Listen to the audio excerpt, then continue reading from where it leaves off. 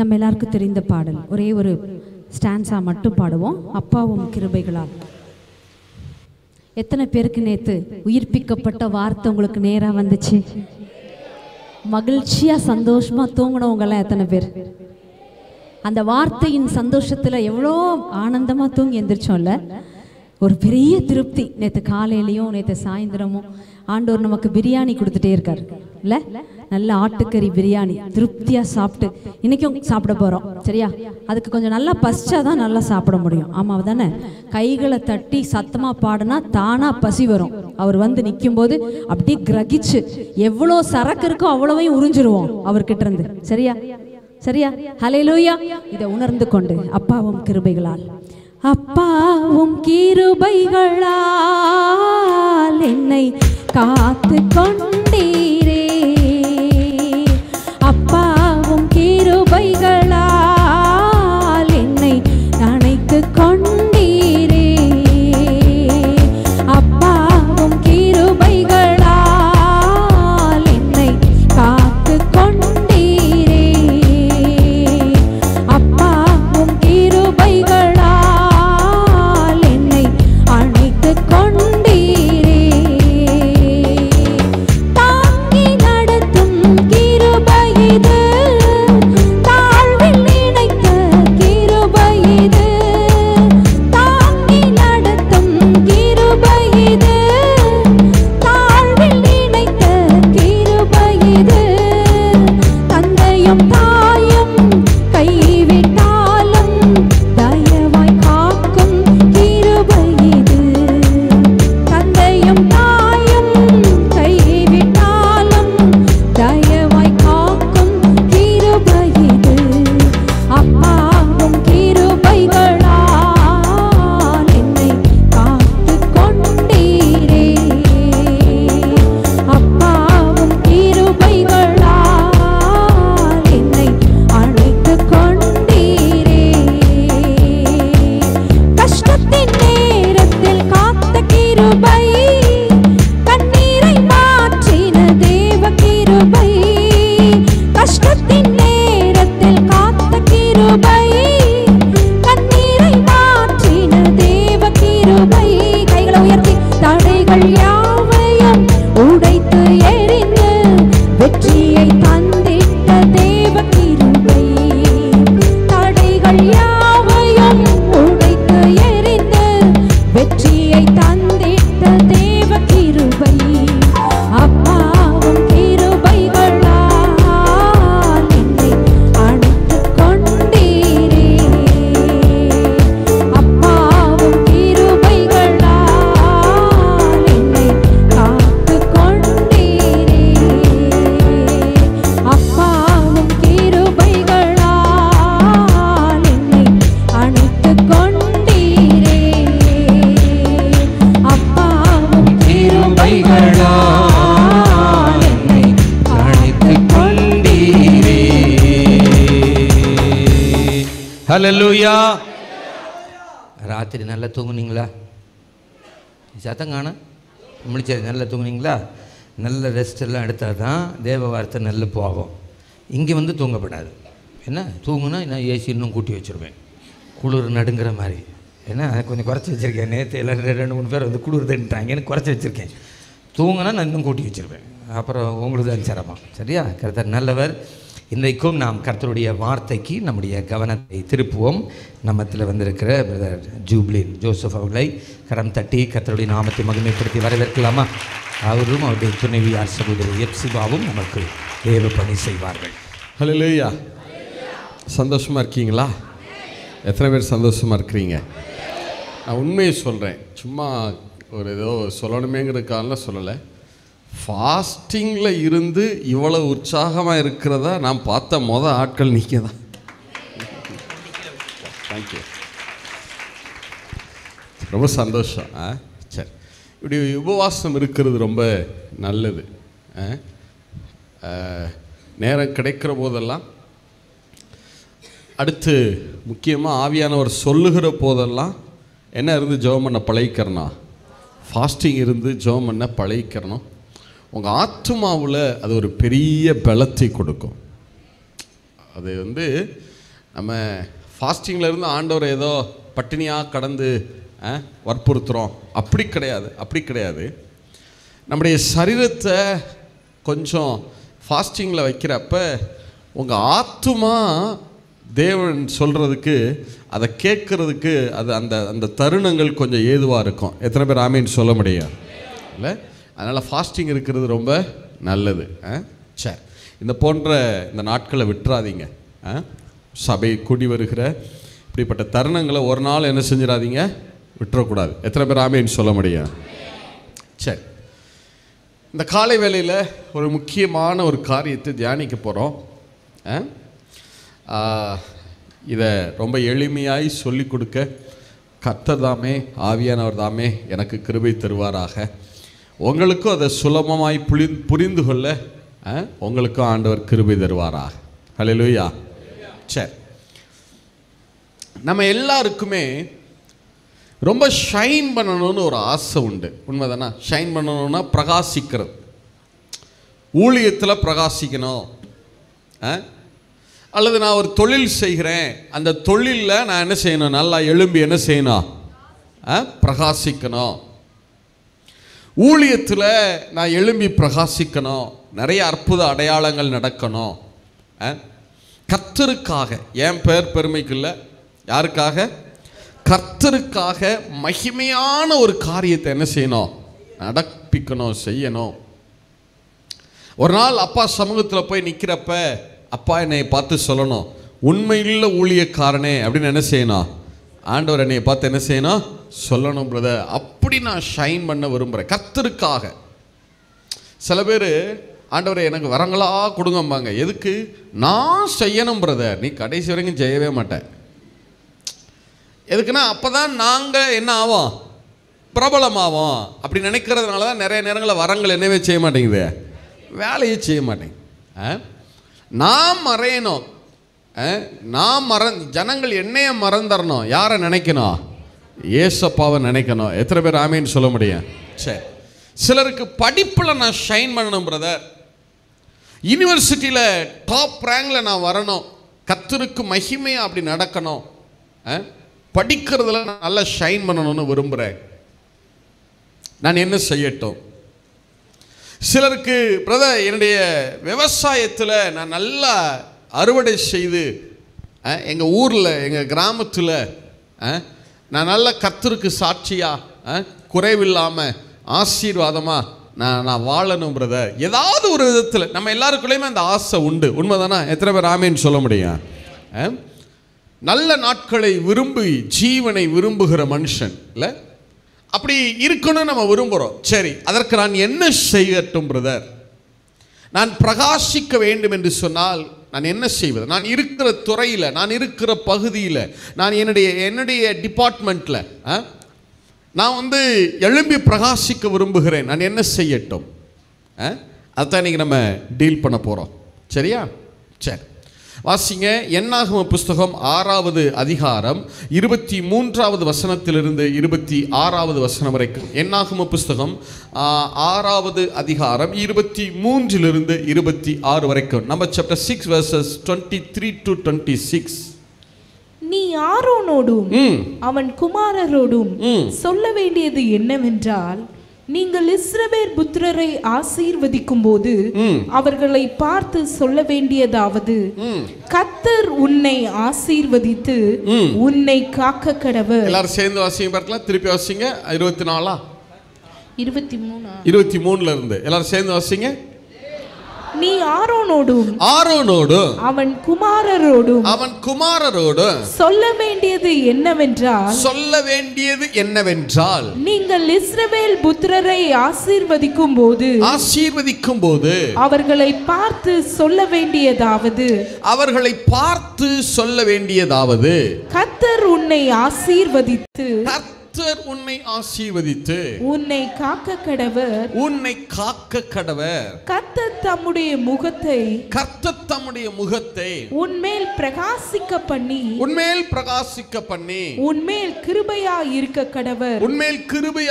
கடவர். கர்த்தர் தம்முடைய தம்முடைய முகத்தை உன்மேல் பிரசன்னமாக்கி உனக்கு சமாதானம் கட்டளையிட கடவர் என்பதே. உனக்கு சமாதானம் கட்டளையிட கடவர் என்பதே. சரி, இப்ப நம்முடைய நோக்கம் இத priestly blessing னு சொல்லுவாங்க, ஆசாரிய ஆசீர்வாதம் என்று சொல்லுவாங்க. நம்முடைய நோக்கம் இந்த ஆசாரிய ஆசீர்வாதத்தை தியானிப்பதல்ல, அதற்குள்ள இருக்கிற ஒரு மிக முக்கியமான ஒரு காரியத்தை தியானிக்க போகிறோம். சரி, இப்ப கவனிங்க.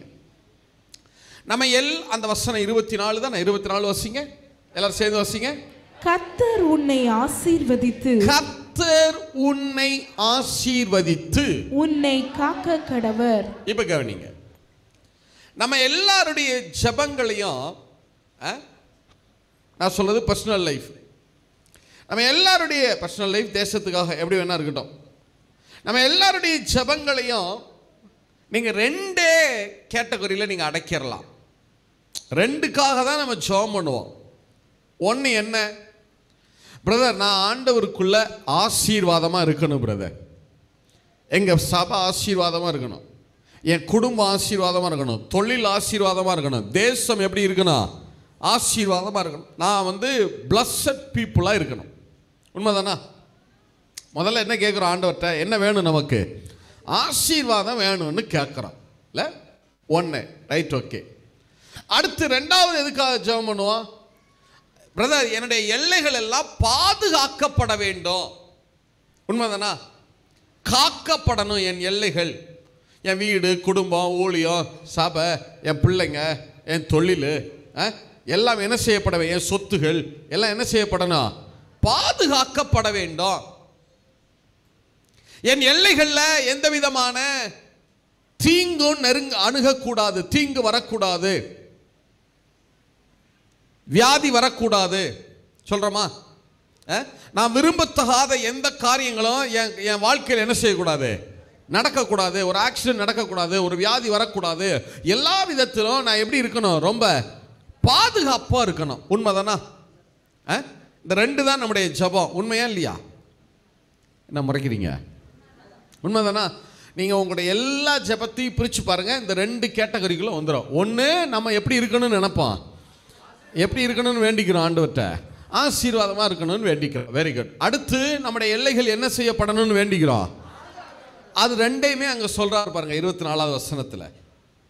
மோசே ஆரோனை பார்த்து ஆண்டவர் சொல்றாரு பாருங்க, நீ ஜனங்களை பார்த்து சொல்ல வேண்டியது என்னன்னா அப்படின்னு சொல்லிட்டு அந்த 24வது வசனத்தில் ரெண்டையும் சொல்றாரு பாருங்க, வாசிங்க. கர்த்தர் உன்னை ஆசீர்வதித்து உன்னை காக்க கடவர். ரெண்டையும் சொல்லிட்டாரா?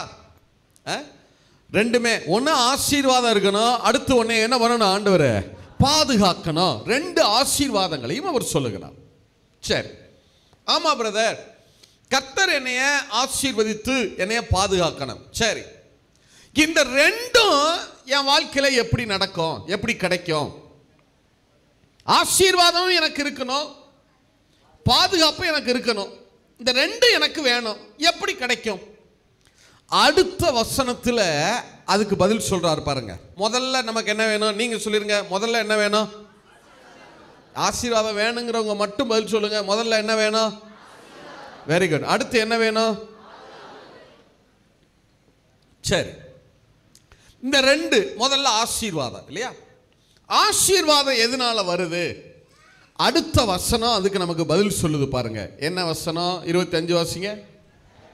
கர்த்தர் தம்முடைய முகத்தை உன்மேல் பிரகாசிக்க பண்ணி உன்மேல் கிருபையா இருக்க கடவர். கர்த்தருடைய ஆசீர்வாதம் எதனால வருகிறதுனா தேவனுடைய கிருபையினாலே வருகிறது. கர்த்தருடைய ஆசீர்வாதம் எதனால வருது? தேவனுடைய கிருபையினாலே தேவனுடைய ஆசீர்வாதம் வருகிறது. லூக்கா புஸ்தகம் 1வது அதிகாரம் 28வது வசனம் வாசிங்க. லூக்கா புஸ்தகம் 1வது அதிகாரம் 28வது வாக்கியம். அவள் இருந்த வீட்டில், மரியாள் இருந்த வீட்டில் தேவதூதன் பிரவேசித்து கிருபை பெற்றவளே வாழ்க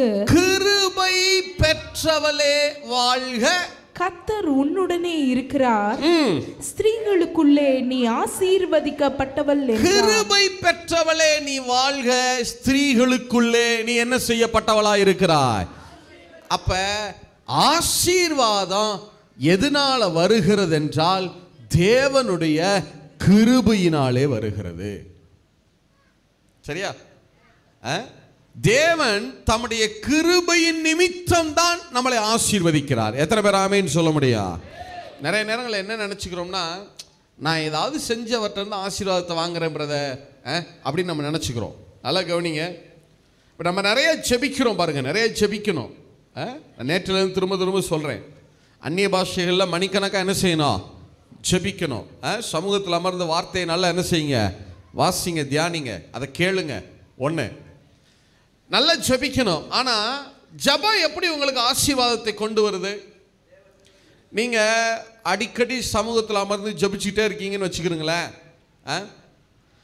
ஆண்டவர்கிட்ட அடிக்கடி உட்காந்து பேசிகிட்டே இருக்கீங்க. நீங்கள் யோசிச்சு பாருங்கள், டெய்லி ஒருத்தரை நீங்கள் வாக்கிங் போகும்போதோ இல்லை உங்கள் வேலை பார்க்குற இடத்துல ஏதோ ஒரு இடத்துல டெய்லி ஒருத்தரை பார்க்குறீங்க, டெய்லி அவரோட பேசுகிறீங்க, சம்பாஷிக்கிறீங்க, உங்களுக்குள்ள ஃபெல்லோஷிப் உருவாகுது. டெய்லி நீங்கள் அவரை பார்த்து பேசி ஃபெல்லோஷிப் உருவாச்சுன்னா என்ன நடக்கும் தெரியுமா? ஆட்டோமேட்டிக்காக உங்கள் இருதயம் அவரை நம்ப ஆரம்பிச்சிடும். உண்மைதானா? அவர் என்ன சொல்கிறாரோ அதை என்ன செய்ய ஆரம்பிச்சிடும்? உங்கள் இருதயம் நம்ப ஆரம்பிச்சிடும். அதே தான் ஜெபத்துக்கும். எதுக்கு உங்களை நாங்கள் ஜெபிக்க சொல்கிறோன்னா, நிறைய ஜெபிக்க சொல்கிறோன்னா, நீங்கள் ஆண்டவர்கிட்ட ஜெபிக்க ஜெபிக்க அவர் சமூகத்தில் அமர்ந்து அப்பாட்ட பேச பேச நீங்களும் உங்களுக்கும் ஆண்டவருக்குமான அந்த ஃபெல்லோஷிப் அதிகமாக ஆரம்பிக்கும். ஆட்டோமேட்டிக்காக உங்கள் இருதயம் கர்த்தரை விசுவாசிக்க ஆரம்பிக்கும். அந்த விசுவாசம் உங்களுக்கு தேவனுடைய கிருபையை பெற்றுத்தரும். அந்த கிருபை உங்களுக்கு ஆசீர்வாதத்தை பெற்றுத்தரும். அப்ப நீங்க ஜெபிக்கிறப்ப தேவனுக்கு உங்களுக்கு என்ன உருவாகுது? ஒரு ஐக்கியம், ஃபெல்லோஷிப் உருவாகுது. அந்த ஃபெல்லோஷிப் நெருங்க நெருங்க ஆட்டோமேட்டிக்கா உங்க இருதயம் அவர் என்ன செய்ய ஆரம்பிச்சிருது? நம்ப ஆரம்பிக்குது, விசுவாசிக்க ஆரம்பிச்சிருது. இல்ல, அடுத்து அந்த விசுவாசம் தேவனிடத்திலிருந்து எதை பெற்று தருகிறது? கிருபையை பெற்று தருகிறது. அந்த கிருபை உங்களுக்கு ஆசீர்வாதத்தை கொண்டு வருகிறது. எத்தனை பேர் ஆமென் சொல்ல முடியும்? எத்தனை பேர் ஆமென் சொல்ல முடியும்? அப்ப கிருபையினால தான் ஆசீர்வாதம். நீங்க ஆண்டவர்கிட்ட போய் உங்களுடைய எந்த நற்கிரியையாவது எடுத்து காட்டி, நான் இப்படி செஞ்சேன் அதனால என்னை பிளஸ் பண்ணுங்க அப்படின்னு நீங்க சொல்ல முடியுமா? என்ன முறைக்கிறீங்க? எங்க ஆண்டவர்கிட்ட போய், ஆண்டவரே நான் டெய்லி 4 அதிகாரம் படிக்கிறேன் பைபிள் தெரியுமா, அதனால என்னை நீங்கள் என்ன பண்ணிடுங்க, ஆசீர்வதிங்க அப்படின்னு சொன்னீங்கன்னா அவர் என்ன சொல்லுவார்? 4 அதிகாரம் படிக்கிறதுக்குள்ளே எத்தனை தடவை தூங்கி தூங்கி இந்த பைபிளை டம்மு டம்முன்னு நீ போட்டிருக்க, கணக்கு எனக்கு மட்டும்தான் தெரியும் சொல்லுவாரா இல்லையா? உண்மைதானா? அப்போ நம்முடைய கிரியைகளை பார்த்து ஆசீர்வதிக்கணும்னு நினச்சா, இப்போ வேதம் சொல்லுது நம்முடைய கிரியைகள் எல்லாம் என்னவாக இருக்கிறதா? அழுக்கான கந்தையை போல இருக்கு. நீங்கள் போய் ஆண்டவர்கிட்ட சொல்ல முடியுமா? ஆண்டவரே நான் என்னையே நான் அப்படியே அர்ப்பணிச்சு, ஆண்டவரே நான் அதை பண்ணேன் இதை ஏதாவது சொல்ல முடியுமா? எனக்கு ஆண்டவரே 2 பிள்ளைகள், ஆண்டவரே 2 பிள்ளைகளையும் அப்படியே நான் ஊழியத்துக்கு அர்ப்பணித்து, அவர் என்ன சொல்லுவார்? 2 பேரும் படிக்க மாட்டேன்னு சொல்லிட்டாங்க, கொண்டு பைபிள் காலேஜில் சேர்த்து விட்டு போயிட்டேன். உண்மைதானே? அதில் என்ன உனக்கு அர்ப்பணம் வேண்டி கிடக்கு?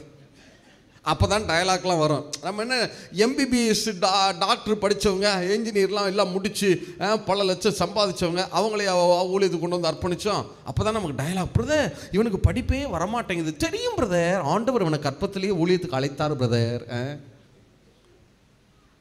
இல்லை, அப்போ நம்முடைய அர்ப்பணத்தை நான் குறை சொல்லலை, தப்பு சொல்லலை. ஆனால் அதெல்லாம் நீங்கள் தேவனிடத்தில் கொண்டு போய் என்ன செய்ய முடியாது? காண்பிக்க முடியாது.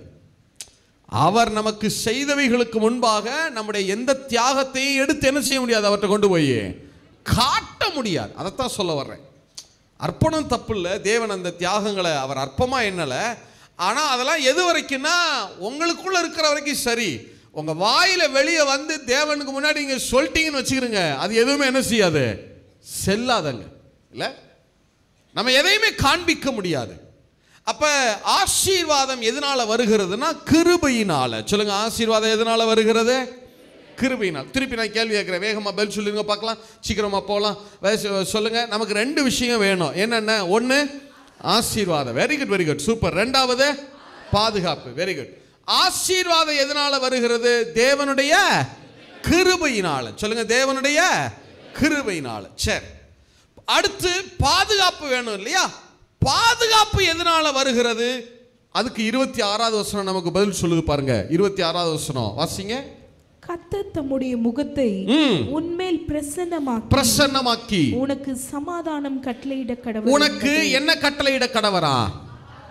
அப்ப தேவ சமாதானம் எங்கே ஆளுகை செய்யுமோ அந்த இடத்துல தெய்வீக பாதுகாப்பும் உண்டு.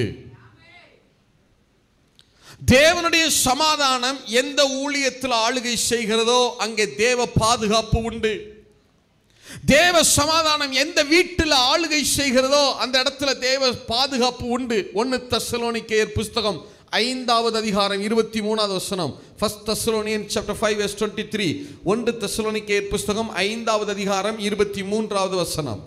சமாதானத்தின் தேவன் தாமே, சமாதானத்தின் தேவன் தாமே உங்களை முற்றிலும் பரிசுத்தமாக்குவாராக, பரிசுத்தமாக்குவாராக. உங்கள் ஆவி, ஆத்துமா, சரீரம் முழுவதும் நம்முடைய கர்த்தராகிய இயேசு கிறிஸ்து வரும்போது குற்றமற்றதாய் இருக்கும்படி காக்கப்படுவதாக. அப்ப சமாதானத்தின் தேவன் உங்களுடைய ஆவி, ஆத்துமா, சரீரத்தை காக்க கடவர். எத்தனை பேர் ஆமென் சொல்ல முடியும்?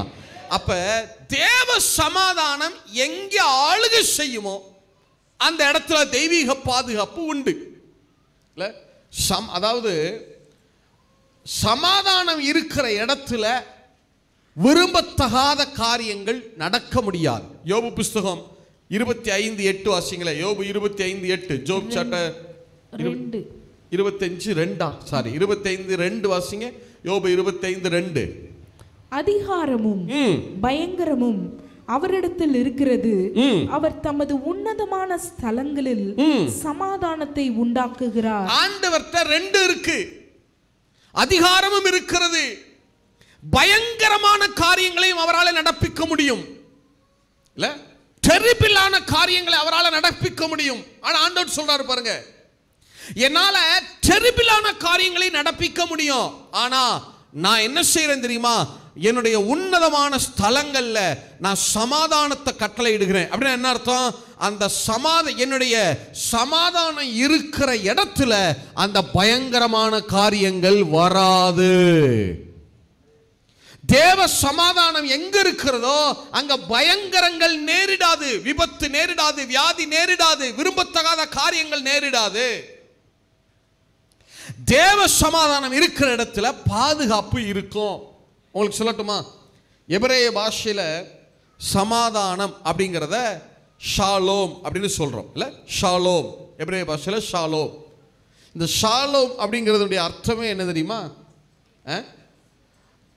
தேவ சமாதானம் இருக்கிற இடத்துல where the peace reigns, தேவ சமாதானம் எங்கே ஆளுகை செய்கிறதோ, where the God's peace reigns, there is no authority for the angel of death. இப்படி சொல்றேன், தேவ சமாதானம் ஆளுகிற இடத்துல மரணத்தின் தூதனுக்கு அதிகாரம் கிடையாதாம். தேவ சமாதானம் எந்த இடத்துல ஆளுகை செய்கிறதோ அந்த இடத்துல the angel of death has no authority. மரணத்தின் தூதனுக்கு அங்கே அதிகாரம் கிடையாது. உங்க வீட்டின் மேல தேவ சமாதானம் இருக்குமானால் மரணத்தின் அதிகாரி சாத்தான் உங்க வீட்டுக்குள்ள விபத்தையோ வியாதியையோ கஷ்டங்களையோ நஷ்டங்களையோ கொண்டு வர முடியாது. அப்ப தேவ சமாதானம் இருந்தா அங்க என்ன இருக்கும்? பாதுகாப்பு இருக்கும். சொல்லுங்க, தேவ சமாதானம் இருந்தா என்ன இருக்கும்? சத்தமா சொல்லுங்க, தேவ சமாதானம் இருந்தா என்ன இருக்கும்? இப்ப நான் திருப்பி கேள்வி கேட்பேன், நீங்க எனக்கு பதில் சொல்லணும். நமக்கு ரெண்டு காரியம் தேவைப்படுது. என்னென்ன? ஒன்று ஆசீர்வாதம், அடுத்து வெரி குட், வெரி குட். இப்ப ஆசீர்வாதம் எதனால வருகிறது? தேவனுடைய கிருபையினால. வெல்டன், வெல்டன், சூப்பர், கிருபையினால. Very good. அடுத்து பாதுகாப்பு எதனால வருகிறது? தேவனுடைய சமாதானத்தினால.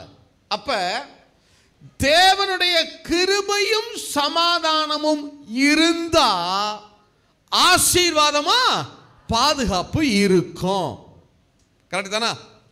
தேவனுடைய கிருபையும் சமாதானம் சொல்லுங்க, என்னென்ன இருக்கணும்? தேவனுடைய கிருபையும் சமாதானமும் இருந்தா அது ரெண்டு எதை கொண்டு வந்து விடுகிறது? ஆசீர்வாதத்தையும் பாதுகாப்பையும் கொண்டு வருது. திருப்பி கேட்கிறேன், ஆசீர்வாதத்தையும் பாதுகாப்பை எது கொண்டு வருது? தேவனுடைய கிருபையும் சமாதானம். கிருபையும் சமாதானம் இருந்தா என்ன ரெண்டு இருக்கு? ஆசீர்வாதமும் பாதுகாப்பும் இருக்கு. எத்தனை பேர் ஆமேன்னு சொல்ல முடியும்? அதனாலதான் பவுல் எல்லா நிருபங்களையும் பார்த்திருக்கீங்களா? இதை திருப்பி திருப்பி சொல்லிட்டே இருப்பார். கிருபையும் சமாதானம் உங்களை காக்க கடவுது. இந்த ஆசாரிய ஆசீர்வாதத்தை எல்லா நிருபங்களையும் எழுதிட்டே வருவார். கிருபையும் சமாதானம் காக்க கடவுது, கிருபையும் சமாதானம் காக்க கடவுது சொல்லிட்டே இருப்பார். ரோமர் 1:3 வாசிங்க.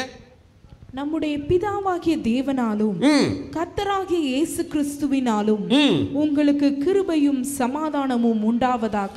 ரோமர் 1:3 வாசிங்க. நம்முடைய பிதாவாகிய தேவனாலும், மன்னிக்கணும், 1 கொரிந்தியர் 1:3 வாசிங்க. நம்முடைய பிதாவாகிய தேவனாலும் கர்த்தராகிய இயேசு கிறிஸ்துவினாலும் உங்களுக்கு கிருபையும் சமாதானமும் உண்டாவதாக. 2 கொரிந்தியர் 1:2 வாசிங்க. நம்முடைய பிதாவாகிய தேவனாலும் கர்த்தராகிய இயேசு கிறிஸ்துவினாலும் உங்களுக்கு கிருபையும் சமாதானமும் உண்டாவதாக. அடுத்த நிருபம் கலாத்தியர் 1:3 வாசிங்க. பிதாவாகிய தேவனாலும் நம்முடைய கர்த்தராகிய இயேசு கிறிஸ்துவினாலும் உங்களுக்கு கிருபையும் சமாதானமும் உண்டாவதாக. எபேசியர் 1:2 வாசிங்க. நம்முடைய பிதாவாகிய தேவனாலும் கர்த்தராகிய இயேசு கிறிஸ்துவினாலும் உங்களுக்கு கிருபையும் சமாதானமும் உண்டாவதாக. பிலிப்பியர் 1:2 வாசிங்க. நம்முடைய பிதாவாகிய தேவனாலும் கர்த்தராகிய இயேசு கிறிஸ்துவினாலும் உங்களுக்கு கிருபையும் சமாதானமும் உண்டாவதாக. ஏன் திருப்பி திருப்பி பவுல் இதை சொல்லிட்டே வர்றார்? உங்களுக்கு கிருபையும் சமாதானம் உண்டாகட்டும். இது ஆசாரிய ஆசீர்வாதம். அதை சொல்லிட்டே வர்றாரு பாருங்க. எல்லா நிருபத்திலையும் ஃபர்ஸ்ட் அதை தான் ஆரம்பிப்பார். உங்களுக்கு கிருபையும் சமாதானம் உண்டாகட்டும், கிருபையும் சமாதானம் உங்களை காக்க கடவுது, தேவனுடைய கிருபையும் சமாதானம் உங்களுக்கு உண்டாகட்டும். திருப்பி திருப்பி ஏன் கிருபையும் சமாதானம் உண்டாகட்டும்னு சொல்லிட்டே இருக்காருன்னா, கிருபையும் சமாதானமும் தான் எது ரெண்டையும் கொண்டு வருகிறது? ஆசீர்வாதத்தையும் பாதுகாப்பையும் கொண்டு வருது. எத்தனை பேர் ஆமேன்னு சொல்ல முடியா? சரி, இப்ப கவனிங்க பிரதர், எனக்கு 2 காரியம் வேணும். ஒன்று ஆசீர்வாதம், ஒன்று பாதுகாப்பு. ஆசீர்வாதம் வரணும்னா எது வரணும்? தேவ கிருபை வரணும், ரைட்டு. பாதுகாப்பு வரணும்னா எது வரணும்? தேவ சமாதானம். சரி பிரதர், இந்த 2 எப்படி வரும்? எது? கிருபையும் சமாதானமும் எப்படி வரும்? ஆசீர்வாதம் கிருபையால வருது, பாதுகாப்பு சமாதானத்தினால வருது. சரி, இந்த 2 எனக்கு வேணுமே. அப்ப கிருபையும் சமாதானமும் எனக்கு கிடைக்கணுமே, அதுக்கு நான் என்ன செய்யறது? அதுக்கும் அந்த என்னாகும் புஸ்தகத்தில் விட இருக்கு பாருங்க. என்னாகும் புஸ்தகம் 6வது அதிகாரம் 25-26 எல்லாரும் சேர்ந்து வாசிங்க, திரும்ப வாசிங்க. கிருபை, ஒரு நிமிஷம். கிருபையும் சமாதானம் உங்களுக்கு கிடைக்கட்டும்னு சொல்றாருல, அந்த 2 வசனத்திலையும் ஒரே ஒரு காரியத்தை ஆண்டவர் திருப்பி திருப்பி 2 வசனத்திலையும் ஒரே காரியத்தை திரும்ப திரும்ப மென்ஷன் பண்ணுவார். இதனால உனக்கு கிருபையும் இதனால உனக்கு சமாதானமும் வரட்டும் அப்படின்னு 2 வசனத்திலையும் 6வது அதிகாரம், என்னாக 6வது அதிகாரம் 25-26 2 வசனத்திலையும் ஒரே காரியத்தை திரும்ப திரும்ப மென்ஷன் பண்ணுவார். என்ன காரியத்தை சொல்றாருன்னு இப்ப நீங்க தான் சொல்லணும். வாசிங்க பார்க்கலாம். என்னாக 6:25 வாசிங்க. கர்த்தர் தம்முடைய முகத்தை உன்மேல் பிரகாசிக்க பண்ணி, கர்த்தர் தம்முடைய முகத்தை உன்மேல் பிரகாசிக்க பண்ணி உன்மேல் கிருபையாய் இருக்க கடவர். உன்மேல் கிருபையாய் இருக்க கடவர். கர்த்தர் தம்முடைய முகத்தை, கர்த்தர் தம்முடைய முகத்தை உன்மேல் பிரசன்னமாக்கி, பிரகாசிக்க பண்ணி அல்லது பிரசன்னமாக்கி, 2 ஒண்ணுதான். பிரசன்னமாக்கி உனக்கு சமாதானம் கட்டளையிட கடவர் என்பதே. இப்ப சொல்லுங்க, 2 விஷயத்தை 2 வசனத்திலையும் ஒரே காரியத்தை திரும்ப திரும்ப மென்ஷன் பண்றார். இதை செஞ்சு உனக்கு கிருபை தருவார், இதை செஞ்சு உனக்கு சமாதானம் தருவார். 2 வசனத்திலே ஒரே காரியத்தை சொல்றார். என்ன காரியம்? தேவன் தம்முடைய எதை பிரகாசிக்க பண்ணணுமா? வெரி குட், சொல்லுங்க. கர்த்தர் தம்முடைய எதை பிரகாசிக்க பண்ணணுமா? முகத்தை பிரகாசிக்க பண்ணணும். கர்த்தர் தம்முடைய முகத்தை உன்மேல் பிரகாசிக்க பண்ணி உனக்கு கிருபை தருவார். கர்த்தர் தம்முடைய முகத்தை உன்மேல் பிரசன்னமாக்கி, ரெண்டு ஒண்ணுதான். இங்கிலீஷ்ல ஷைன் ஷைன் ரெண்டுமே பிரகாசிக்கிறதா. கர்த்தர் தம்முடைய முகத்தை உன்மேல் பிரகாசிக்க பண்ணி உனக்கு கிருபை தருவார். கர்த்தர் தம்முடைய முகத்தை உன்மேல் பிரகாசிக்க பண்ணி உனக்கு சமாதானம் தருவார். இப்ப சொல்லுங்க, அவருடைய கிருபையும் சமாதானமும் நமக்கு கிடைக்கணும்னா அவர் என்ன செய்யணும்? அவருடைய முகத்தை நம்ம மேல என்ன செய்யணும்? பிரகாசிக்க பண்ணணும். Very good, very good, very. இப்ப அடுத்த கேள்வி, பிரதர் அவர் எப்படி பிரதர் அவர் முகத்தை என் மேல பிரகாசிக்க பண்ணுவாரு? அதைத்தான் இப்ப பார்க்க போறோம். சரியா? பிரதர் ஆசீர்வாதம் வேணும், பாதுகாப்பு வேணும். நான் கேள்வி கேட்பேன், பதில் சொல்லிடுவீங்களா? நீங்கள் பதில் சொல்லிடுவீங்கன்னு நான் நம்புகிறேன். சரி, நமக்கு ரெண்டு காரியம் வேணும். என்ன? ஆசீர்வாதம். பசங்க கூட சொல்கிறானுங்க பாருங்க. Very good, super. ஆசீர்வாதம், அப்புறம் பாதுகாப்பு. ஆசீர்வாதம் வரணும்னா என்ன வரணும்? தேவனுடைய கிருபை. Well done well done well done, super. அடுத்து பாதுகாப்பு வரணும்னா என்ன வரணும்? தேவனுடைய சமாதானம். Very good. சரி, இந்த கிருபையும் சமாதானம் வரணும்னு சொல்றோமே, இது ரெண்டு எப்போ வரும்? என்ன என்ன செய்யப்பட்டா இது கிருபையும் சமாதானம் வரும்? அவர் தம்முடைய முகத்தை நம்ம மேல என்ன பண்ணணும்? நீங்களே பிரசங்கமே பண்ணிடுவீங்க போல இருக்கு, போங்க. Very good, super. இப்ப கர்த்தர் தம்முடைய முகத்தை உங்க மேல எப்படி பிரகாசிக்க பண்ணுவார்? அதைத்தான் தியானிக்க போறோம். இந்த செய்தியினுடைய கரு அதுதான். கர்த்தருடைய முகம்னா என்ன? அவர் எப்படி தம்முடைய முகத்தை உங்க மேல பிரகாசிக்க பண்ணுவார், பிரசன்னமாக்குவார்? அதான் டீல் பண்ண போறோம். சரியா? சரி, இப்ப கவனி. வேதத்துல கர்த்தருடைய முகம் அப்படிங்கிற வார்த்தை இருக்கு பாருங்க. கர்த்தருடைய முகம் அப்படிங்கிற வார்த்தை இருக்கு பாருங்க. இது யாரை அடையாளப்படுத்துகிறது என்றால், பரிசுத்த ஆவியானவரை அடையாளப்படுத்துகிற வார்த்தை. யார் அடையாளப்படுத்துகிற வார்த்தை? பதில் நல்லா சொல்லுங்க. பரிசுத்த ஆவியானவரை அடையாளப்படுத்துகிற வார்த்தை. பரிசுத்த ஆவியானவருக்கு பைபிளில் நிறைய அடையாளங்கள் சொல்லப்பட்டிருக்கு. ஒன்று என்ன சொல்லலாம்? காற்று. காற்று என்பது யாரை அடையாளப்படுத்துகிறது? அப்புறம் தண்ணீர். Very good. தண்ணீர் என்பது யாரை அடையாளப்படுத்துது? பரிசுத்த ஆவியானவரை. அடுத்து புறா. Very good. புறா என்பது யாரை அடையாளப்படுத்துது? ஆவியானவர். அடுத்து அக்கினி. Very good, super. அக்கினி என்பது யாரை அடையாளப்படுத்துகிறது? அக்கினி ரெண்டுக்கும் அடையாளம். வார்த்தைக்கும் அடையாளம், ஆவியானவருக்கும் அடையாளம். ரெண்டும். ஏன்னா வார்த்தை ஆவியும் ஜீவனுமா இருக்கு இல்லையா? சரி, ரெண்டுக்கும் அடையாளமா இருக்கு. Very good. வேற? Very good. தேவனுடைய, சூப்பர் பிரதர், தேவனுடைய விரல். தேவனுடைய விரல் என்பது யாரை அடையாளப்படுத்துகிறது? பரிசுத்த ஆவியானவரை அடையாளப்படுத்தும். வேற? தேவனுடைய வாய் வார்த்தையை அடையாளப்படுத்தும். அக்கினி சொல்லியாச்சு. ஒட்டகம். வேதத்தில் ஒட்டகம் என்பது யாரை அடையாளப்படுத்துகிறது? எப்படி புதிய ஏற்பாட்டில் புறா ஆவியானவரை அடையாளப்படுத்துதோ, பைபிளில் ஒட்டகம்னு எங்கெல்லாம் வருதோ அதெல்லாம் யாரை அடையாளப்படுத்துகிற வார்த்தை? அது பரிசுத்த ஆவியானவரை அடையாளப்படுத்துகிற வார்த்தை. ஒட்டகம் ஆவியானவர் கிடையாது. அது யாரை அடையாளப்படுத்தி காட்டுது? அது பரிசுத்த ஆவியானவரை அடையாளப்படுத்தி காட்டுகிற வார்த்தை. அடுத்து ஈசோப்பு.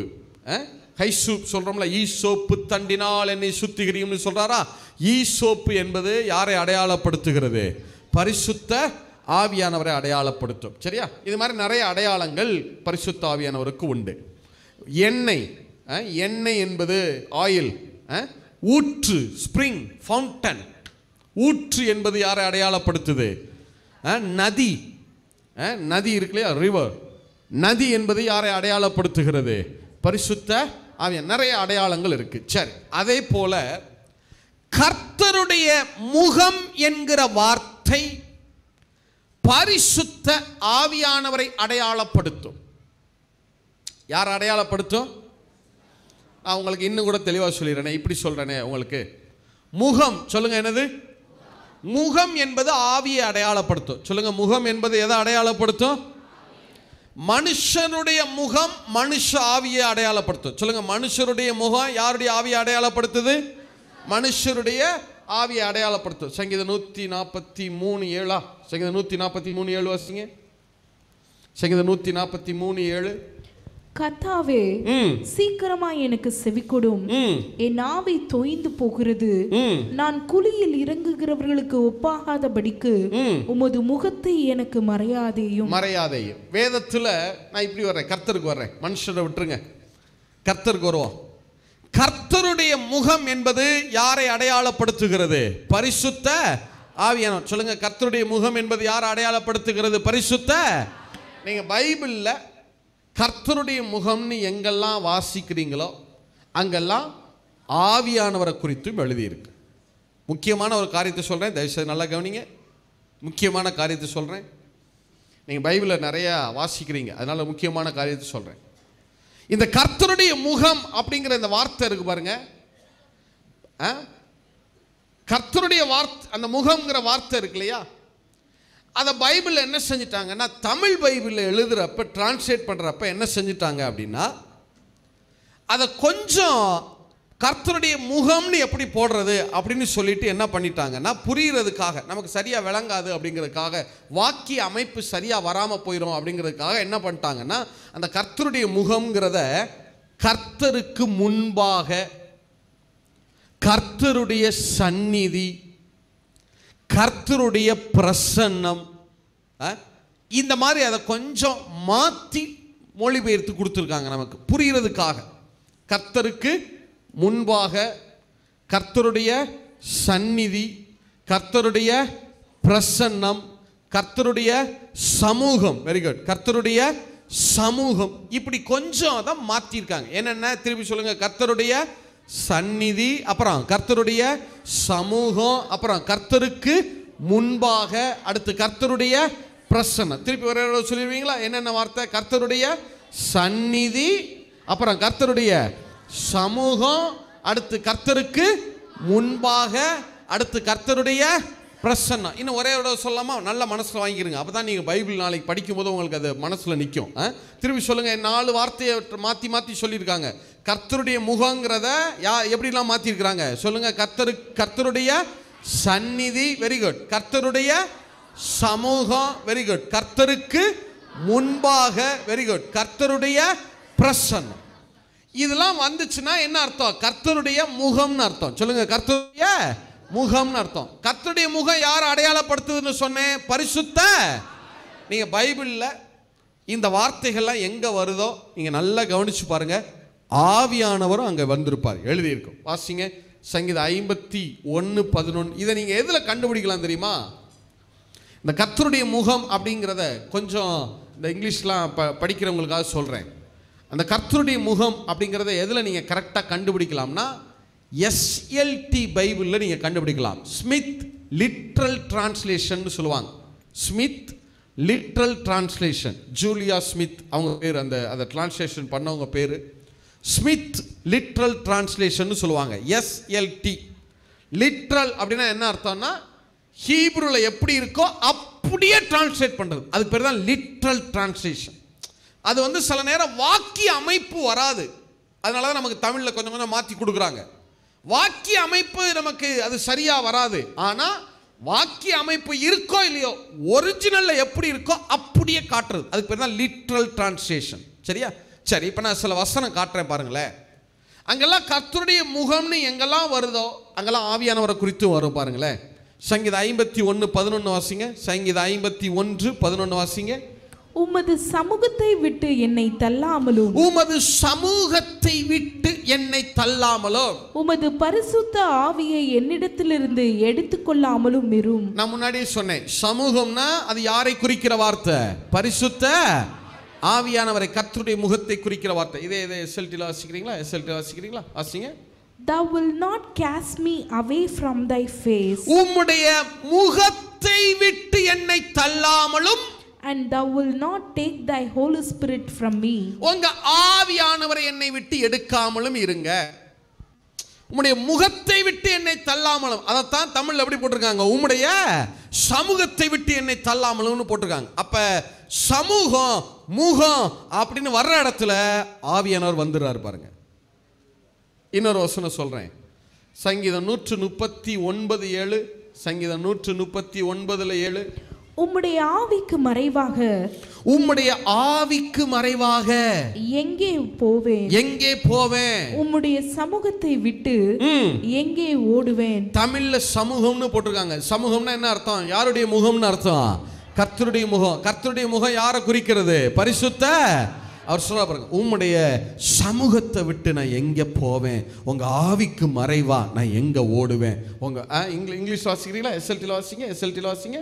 Whither shall I go from thy spirit? உம்முடைய ஆவியை விட்டு நான் எங்க ஓடுவேன்? And whither from thy face shall I flee? உங்க முகத்தை விட்டு நான் எங்க ஓட முடியும்?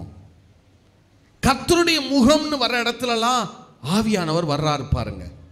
இல்ல இன்னொரு வசனம், எசேக்கியேல். தமிழ்லயே கூட வாசிக்கல, தமிழ்லயே பார்ப்போமே, இங்கிலீஷை விட்டுட்டு. எசேக்கியேல் 39:29 வாசிங்க. தமிழ்லயே கூட தெளிவா இருக்கும் பாருங்க. எசேக்கியேல் 39:29. நான் இஸ்ரவேல் வம்சத்தார் மேல் என் ஆவியை ஊற்றினபடியினால், என் ஆவியை ஊற்றினபடியினால் என் முகத்தை இனி அவர்களுக்கு மறைக்க மாட்டேன் என்று கர்த்தராகிய ஆண்டவர் சொல்லுகிறார் என்றார். அப்ப கர்த்தருடைய முகம்னு வர்ற இடத்துலலாம் யாரு வந்துடுறது? பரிசுத்த ஆவியானவர் வந்துடுறாரு. அப்ப கர்த்தருடைய முகம் என்பது யாரை அடையாளப்படுத்துகிறது? பரிசுத்த ஆவியானவரை. புதிய ஏற்பாட்டில் கூட வாசிப்போமே, 2 கொரிந்தியர் 3:28. 3:18. 3:18. 2 கொரிந்தியர் 3:18 வாசிங்க. 2 கொரிந்தியர் 3:18.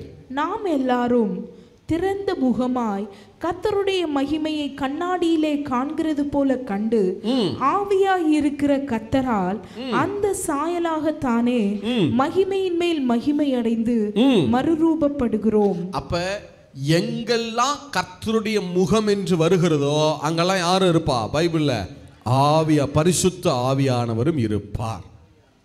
நான் சில வசனங்கள்லாம் சொல்லியிருக்கேன், நீங்க வேதம் முழுவதும் வாட்சி பாருங்க. இப்ப சொல்லுங்க, கர்த்தருடைய முகம் யாரை குறிக்கிறது? சத்தமா சொல்லுங்க, கர்த்தருடைய முகம் யாரை அடையாளப்படுத்துகிறது? இந்த ஃப்ரண்ட்லலாம் இந்த லெஃப்ட் ரைட் சைடில் பின்னாடி இருந்து சவுண்ட் வரல. சொல்லுங்க, கர்த்தருடைய முகம் யாரை அடையாளப்படுத்துகிறது? Very good, very good. இப்போ சொல்லுங்க, கர்த்தர் தம்முடைய முகத்தை உன்மேல் பிரகாசிக்க பண்ணி உனக்கு கிருபை தருவார். அப்படின்னா என்ன அர்த்தம்? யாரை பிரகாசிக்க பண்ணி கிருபை தருவார்? Very good. சொல்லுங்க, யாரை பிரகாசிக்க பண்ணுவாரா? ஆவியானவரை பிரகாசிக்க பண்ணு. கர்த்தர் தம்முடைய முகத்தை உன்மேல் பிரசன்னமாக்கி உனக்கு சமாதானம் தருவார். அப்படின்னா என்ன அர்த்தம்? யாரை பிரசன்னமாக்குவார்னு அர்த்தம்?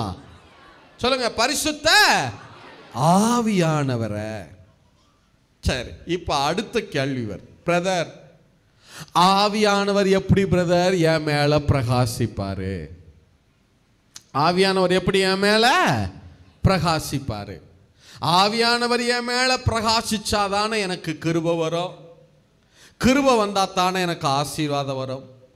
ஆவியானவர் தம்முடைய முகத்தை என் மேல பிரகாசிக்க பண்ணினா தானே எனக்கு சமாதானம், தேவ சமாதானம் கிடைக்கும். தேவ சமாதானம் கிடைச்சாதான் எனக்கு என்னவும் கிடைக்கும், பாதுகாப்பும் கிடைக்கும். இப்ப ஆவியானவர் எப்படி பிரதர் என் மேல தன்னுடைய முகத்தை பிரகாசிக்க பண்ணுவாரு? இதை எப்படி பிரதர் கண்டுபிடிக்கிறது? சரி, இப்ப கவனி. ஒரு இடத்தின் மேல ஒரு காரியம், சரி இப்படி சொல்றேன், உங்களுக்கு புரியுதுக்கா? ஒரு காரியம் பிரகாசிக்குதுன்னு வச்சுக்கிறீங்களேன். இப்ப இந்த இந்த ஆல்டர் இருக்கு பாருங்க, இது கொஞ்சம் கண்ணாடி மாதிரி இருக்கு இல்லையா? இது கண்ணாடி மாதிரி இருக்கிறதுனால இது உங்களுக்கு என்னவா தெரியுது? ரொம்ப சொல்லுங்க, டிரான்ஸ்பரண்டா, பிரகாசமா என்ன செய்யுது? தெரியுதா? தெரியுதா?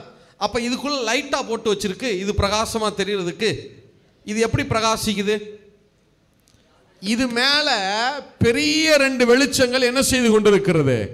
பிரகாசிக்கிறதா? உண்மைதானா? எத்தனை பேர் ஆமேன்னு சொல்ல முடியும்? எத்தனை பேர் ஆமேன்னு சொல்ல முடியும்? அப்ப எப்படி, நல்லா கவனிங்களேன், ஒரு பெரிய வெளிச்சம் ஒரு இடத்துல பிரகாசிச்சுச்சுன்னா அந்த இடத்துல இருக்கிற எல்லாமே சேர்ந்து பிரகாசிக்கும். உண்மைதானா? எத்தனை பேர் ஆமேன்னு சொல்ல முடியும்? நீங்க நகைக்கடைக்கு போறீங்க, அங்க வச்சிருக்க தங்கம்லாம் என்ன அடிக்குது? அப்படியே ஜொலிக்குதா, பிரகாசிக்குதா, ஷைன் அடிக்குதா, டால் அடிக்குதா? அப்போ தங்கத்துக்குள்ளே லைட்டாக போட்டு வச்சிருக்கு. தங்கத்துக்குள்ளே என்ன லைட்டாக இருக்குது? அதில் லைட் இல்லை, அதுக்கு மேலே என்ன போட்டு வச்சிருக்கிறான்? மேலே நல்லா அப்படியே தகன்னு வாம் ஒயிட்டில் மஞ்சள் கலரில் அப்படி ஷைன் பண்ணுற மாதிரி என்ன போட்டு வச்சிருக்கிறான்? லைட்டு போட்டிருக்கானா? அப்போ ஒரு காரியம் பிரகாசிக்கிறது என்று சொன்னால் அதன் மேலே ஒரு பெரிய வெளிச்சம் வந்து விழுந்து கொண்டிருக்குன்னு அர்த்தம். உண்மைதானா? எத்தனை பேர் ஆமேன்னு சொல்ல முடியும்? இப்போ நீங்கள் சொல்லுங்களேன், வேதத்தில் யாருடைய முகமாவது பிரகாசிச்சிருக்கா? சத்தம், வெரி குட், சொல்லுங்க. யாருடைய முகம்? இப்போ மோசேயின் முகம் எப்படி பிரகாசிச்சுன்னு தெரிஞ்சிச்சுன்னா நம்மளும் எப்படி பிரகாசிக்கலான்னு என்ன செஞ்சு போயிடும்? தெரிஞ்சு போயிடும். உண்மைதானா? எத்தனை பேர் ஆமேன்னு சொல்ல முடியும்? நான் சொல்றது சரிதானா? மோசேயின் முகம் எப்படி ஷைன் ஆச்சு அப்படிங்கிறது தெரிஞ்சா நாமளும் எப்படி ஷைன் ஆகலாங்கிறது நமக்கு என்ன செஞ்சு போயிடும்? தெரிஞ்சு போயிடும். மோசேயின் முகம் எப்படி ஷைன் ஆச்சு? வாசிங்க யாத்திராகம புஸ்தகம் 34வது அதிகாரம் 29 கடைசி வசனம் வரைக்கும், 34 வரைக்கும் நினைக்கிறேன் இல்லை? யாத்திராகம புஸ்தகம் 34வது அதிகாரம் 29 கடைசி வசனம் வரைக்கும். Exodus chapter 34 from the verses 29 கடைசி வசனம் வரைக்கும், 34 வரைக்கும் வாசிங்க. 35 வரைக்கும் வாசிங்க. Thank you. மோசே சாட்சி பலகைகள் இரண்டையும் தன் கையில் எடுத்துக்கொண்டு சீனாய் மலையிலிருந்து இறங்குகிற போது, எல்லாரும் சேர்ந்து வாசிங்க, திருப்பி வாசிங்க. 34:29 சேர்ந்து சத்தமா வாசிங்க பார்க்கலாம். மோசே சாட்சி பலகைகள் இரண்டையும் தன் கையில் எடுத்துக்கொண்டு சீனாய் மலையிலிருந்து இறங்குகிற போது தன்னோடே அவர் பேசினதினாலே தன் முகம் பிரகாசித்திருப்பதை அவன் அறியாதிருந்தான். ஆரோனும் இஸ்ரவேல் புத்திரர் எல்லாரும் மோசேயை பார்க்கும்போது அவன் முகம் பிரகாசித்திருப்பதை கண்டு அவன் சமீபத்தில் சேர பயந்தார்கள். மோசே அவர்களை அழைத்தான். அப்பொழுது ஆரோனும் சபையில் உள்ள பிரபுக்கள் யாவரும் அவனிடத்திற்கு திரும்பி வந்தார்கள். மோசே அவர்களோட பேசினான். பின்பு இஸ்ரவேல் புத்திரர் எல்லாரும் அவனிடத்தில் சேர்ந்தார்கள். அப்பொழுது அவன் சீனாய் மலையில் கர்த்தர் தன்னோட பேசினவைகளை எல்லாம் அவர்களுக்கு கற்பித்தான். மோசே அவர்களோட பேசி முடியும் அளவும் தன் முகத்தின் மேல் முக்காடு போட்டிருந்தான். மோசே கர்த்தருடைய சந்நிதியில் அவரோட பேசும்படிக்கு உட்பிரவேசித்தது முதல் வெளியே புறப்படும் மட்டும் முக்காடு போடாதிருந்தான். அவன் வெளியே வந்து தனக்கு கற்பிக்கப்பட்டதை இஸ்ரவேல் புத்திரரோட சொல்லும் போது இஸ்ரவேல் புத்திரர் அவன் முகம் பிரகாசித்திருப்பதை கண்டார்கள். மோசே அவரோடு பேசும்படிக்கு உள்ளே பிரவேசிக்கும் வரைக்கும் முக்காட்டை திரும்ப தன் முகத்தின் மேல் போட்டுக்கொள்வான். சரி, இப்ப திருப்பி 29 மட்டும் ஆச்சிருமா? ஒரே ஒரு சத்தமா ஆச்சிருமா? மோசேயின் முகம் ஏன் பிரகாசிச்சு? சத்தமா அவசியம் பார்க்கலாம். 34:29. மோசே சாட்சி பலகைகள் இரண்டையும் தன் கையில் எடுத்துக்கொண்டு சீனாய் மலையிலிருந்து இறங்குகிற போது தன்னோடே அவர் பேசினதினாலே தன் முகம் பிரகாசித்திருப்பதை அவன் அறியாதிருந்தான். இப்ப மோசேயின் முகம் ஏன் பிரகாசிச்சது? தன்னோட யார் பேசினதுனால? சத்தமா சொல்லுங்க. கர்த்தர் பேசினதுனால. இப்போ நான் கேட்குறேன், மோசேயோட கர்த்தர் பேசுனதுனால மோசேயின் முகம் பிரகாசிச்சுன்னு வசனம் சொல்லுது. அப்போ கர்த்தர் நிறையா பேரோட பேசியிருக்காரு. பைபிளில் நிறையா தீர்க்கதரிசிகளோட பேசியிருக்காரு. அப்போ அவங்க முகம்லாம் பிரகாசிச்சுச்சா? பிரகாசிக்கலையே இல்லை? அதே மோசேயின் முகம் மட்டும் தனியாக பிரகாசிக்கணும்? தாவீதோட பேசியிருக்காரு. நிறைய பேரோட ஆண்டவர் என்ன செஞ்சிருக்கிறாரு? பேசியிருக்காருல்ல. அப்போ ஏன் மோசேயின் முகம் மட்டும் பிரகாசிச்சு? என்ன அர்த்தம்னா, மோசேயோட கர்த்தர் பேசலையாம். இதே வசனத்தை பொது மொழிபெயர்ப்பில் வாசிங்க, ERVயில் வாசிங்க, இங்கிலீஷில் எல்லா, தமிழில் தான் கொஞ்சம் அதை மாற்றி போட்டாங்க. இங்கிலீஷ்ல எல்லா மொழிபெயர்ப்புலையும் வாசிச்சு பாருங்க. முதல்ல பொது மொழிபெயர்ப்புல வாசிங்க. பொது மொழிபெயர்ப்புல வாசிங்க. மோசே சீனாய் மலையிலிருந்து இறங்கி செல்கையில் உடன்படிக்கை பலகைகள் இரண்டையும் தம் கையில் தாங்கிக் கொண்டிருந்தார். மோசே கடவுளோடு பேசியதால் அவர் முகத்தோற்றம் ஒளிமயமாய் இருந்தது. கடவுள் மோசேயோட பேசினதுனால இல்லையா, மோசே தான் யாரோட பேசினதுனாலயா? கடவுளோடு பேசினதுனால. ERV பைபிள் வாசிங்க. பின் மோசே சீனாய் மலையிலிருந்து உடன்படிக்கை எழுதப்பட்ட 2 கற்பலகைகளையும் எடுத்துக்கொண்டு இறங்கி வந்தான். கர்த்தரோடு பேசியதால் அவன் முகம் பிரகாசித்தது. ஆனால் மோசே அதனை அறியவில்லை. இப்ப சொல்லுங்க, யாரோட பேசுனதுனால மோசே முகம் பிரகாசிக்குது? மோசே கர்த்தரோடு. ESV ல வாசிக்கிறீங்களா? NIV NKJV. When Moses came down from Mount Sinai. இது ESV யா? ESV. English Standard Versionல இங்கிலீஷ்ல வாசிக்கலாம். When Moses came down from Mount Sinai with the 2 tablets of the testimony in his hand. மோசே 2 கற்பலகைகளை எடுத்துக்கொண்டு தேவனுடைய சந்நிதியிலிருந்து இறங்கி வந்தான். As he came down from the mountain, அவன் கீழே இறங்கி வருகிறபோது Moses did not know that மோசே அறியாதிருந்தான். Moses did not know that the skin of his face shone because he had been talking with God. ஏன்னா மோசே கர்த்தரோட பேசினதுனால அவன் முகம் பிரகாசித்திருந்தது. T40 இல்லையா? வாசிங்க. When I came down from the mountain carrying my மோசே தானே சொல்ற மாதிரி அதை எழுதுறாரு பாருங்க. நாம் கற்பலகைகளை எடுத்துக்கொண்டு ஐனே வச்சு வாசி. நான் கற்பலகைகளை எடுத்துக்கொண்டு இறங்கி வந்த போது carrying in my hand என்னுடைய கைகள் அந்த கற்பலகைகளை எடுத்துக்கொண்டு இறங்கி வந்தேன். The 2 stone slabs on which were written the 10 commandments. 10 கட்டளைகள் எழுதப்பட்ட 2 கற்பலகைகளும் என்னுடைய கையில் இருந்தது. My face was shining. என்னுடைய முகம் பிரகாசித்தது. Because I had been talking with Yahweh. நான் கர்த்தரோடு பேசி இருந்தபடியாலே என்னுடைய முகம் பிரகாசித்திருந்தது. But I did not know that my face was shining. இப்ப சொல்லுங்க, யாரோட பேசினதுனால மோசேயின் முகம் பிரகாசிச்சுச்சு? சத்தமா சொல்லுங்க. சரி, இப்ப நான் கேட்கிறேன், மோசே கர்த்தரோட பேசினார்னு சொல்றீங்களே, கர்த்தரோடனா யாரோட பேசினார்? பிதாவோட பேசினாரா? குமாரனோட பேசினாரா? பரிசுத்த ஆவியானவரோட பேசினாரா? ஏன்னா 3 பேருமே சீனாய் மலையில இருந்தாங்க. அதுக்கு வசனங்கள் இருக்கு. பிதாவாகிய தேவனும் சீனாய் மலையில இருந்தாரு, வசன ஆதாரம் உண்டு. குமாரன் இயேசுவும் சீனாய் மலையில இருந்தாரு, வசன ஆதாரங்கள் உண்டு. ஆவியானவரும் சீனாய் மலையில இருந்தாரு, வசன ஆதாரங்கள் உண்டு. இந்த 3 பேர்ல, இந்த திரியேக தேவன்ல மோசே யாரோடு பேசினான்? கேள்வி வருதுல. சரி, இப்ப அதைத்தான் இப்ப டீல் பண்ண போறோம். ஏன் மோசேயின் முகம் பிரகாசிச்சுச்சு? மோசே இந்த 3 பேர்ல யாரோட பேசி கொண்டிருந்தான்? அதைத்தான் இப்ப டீல் பண்ண போறோம். இப்ப கவனிங்க.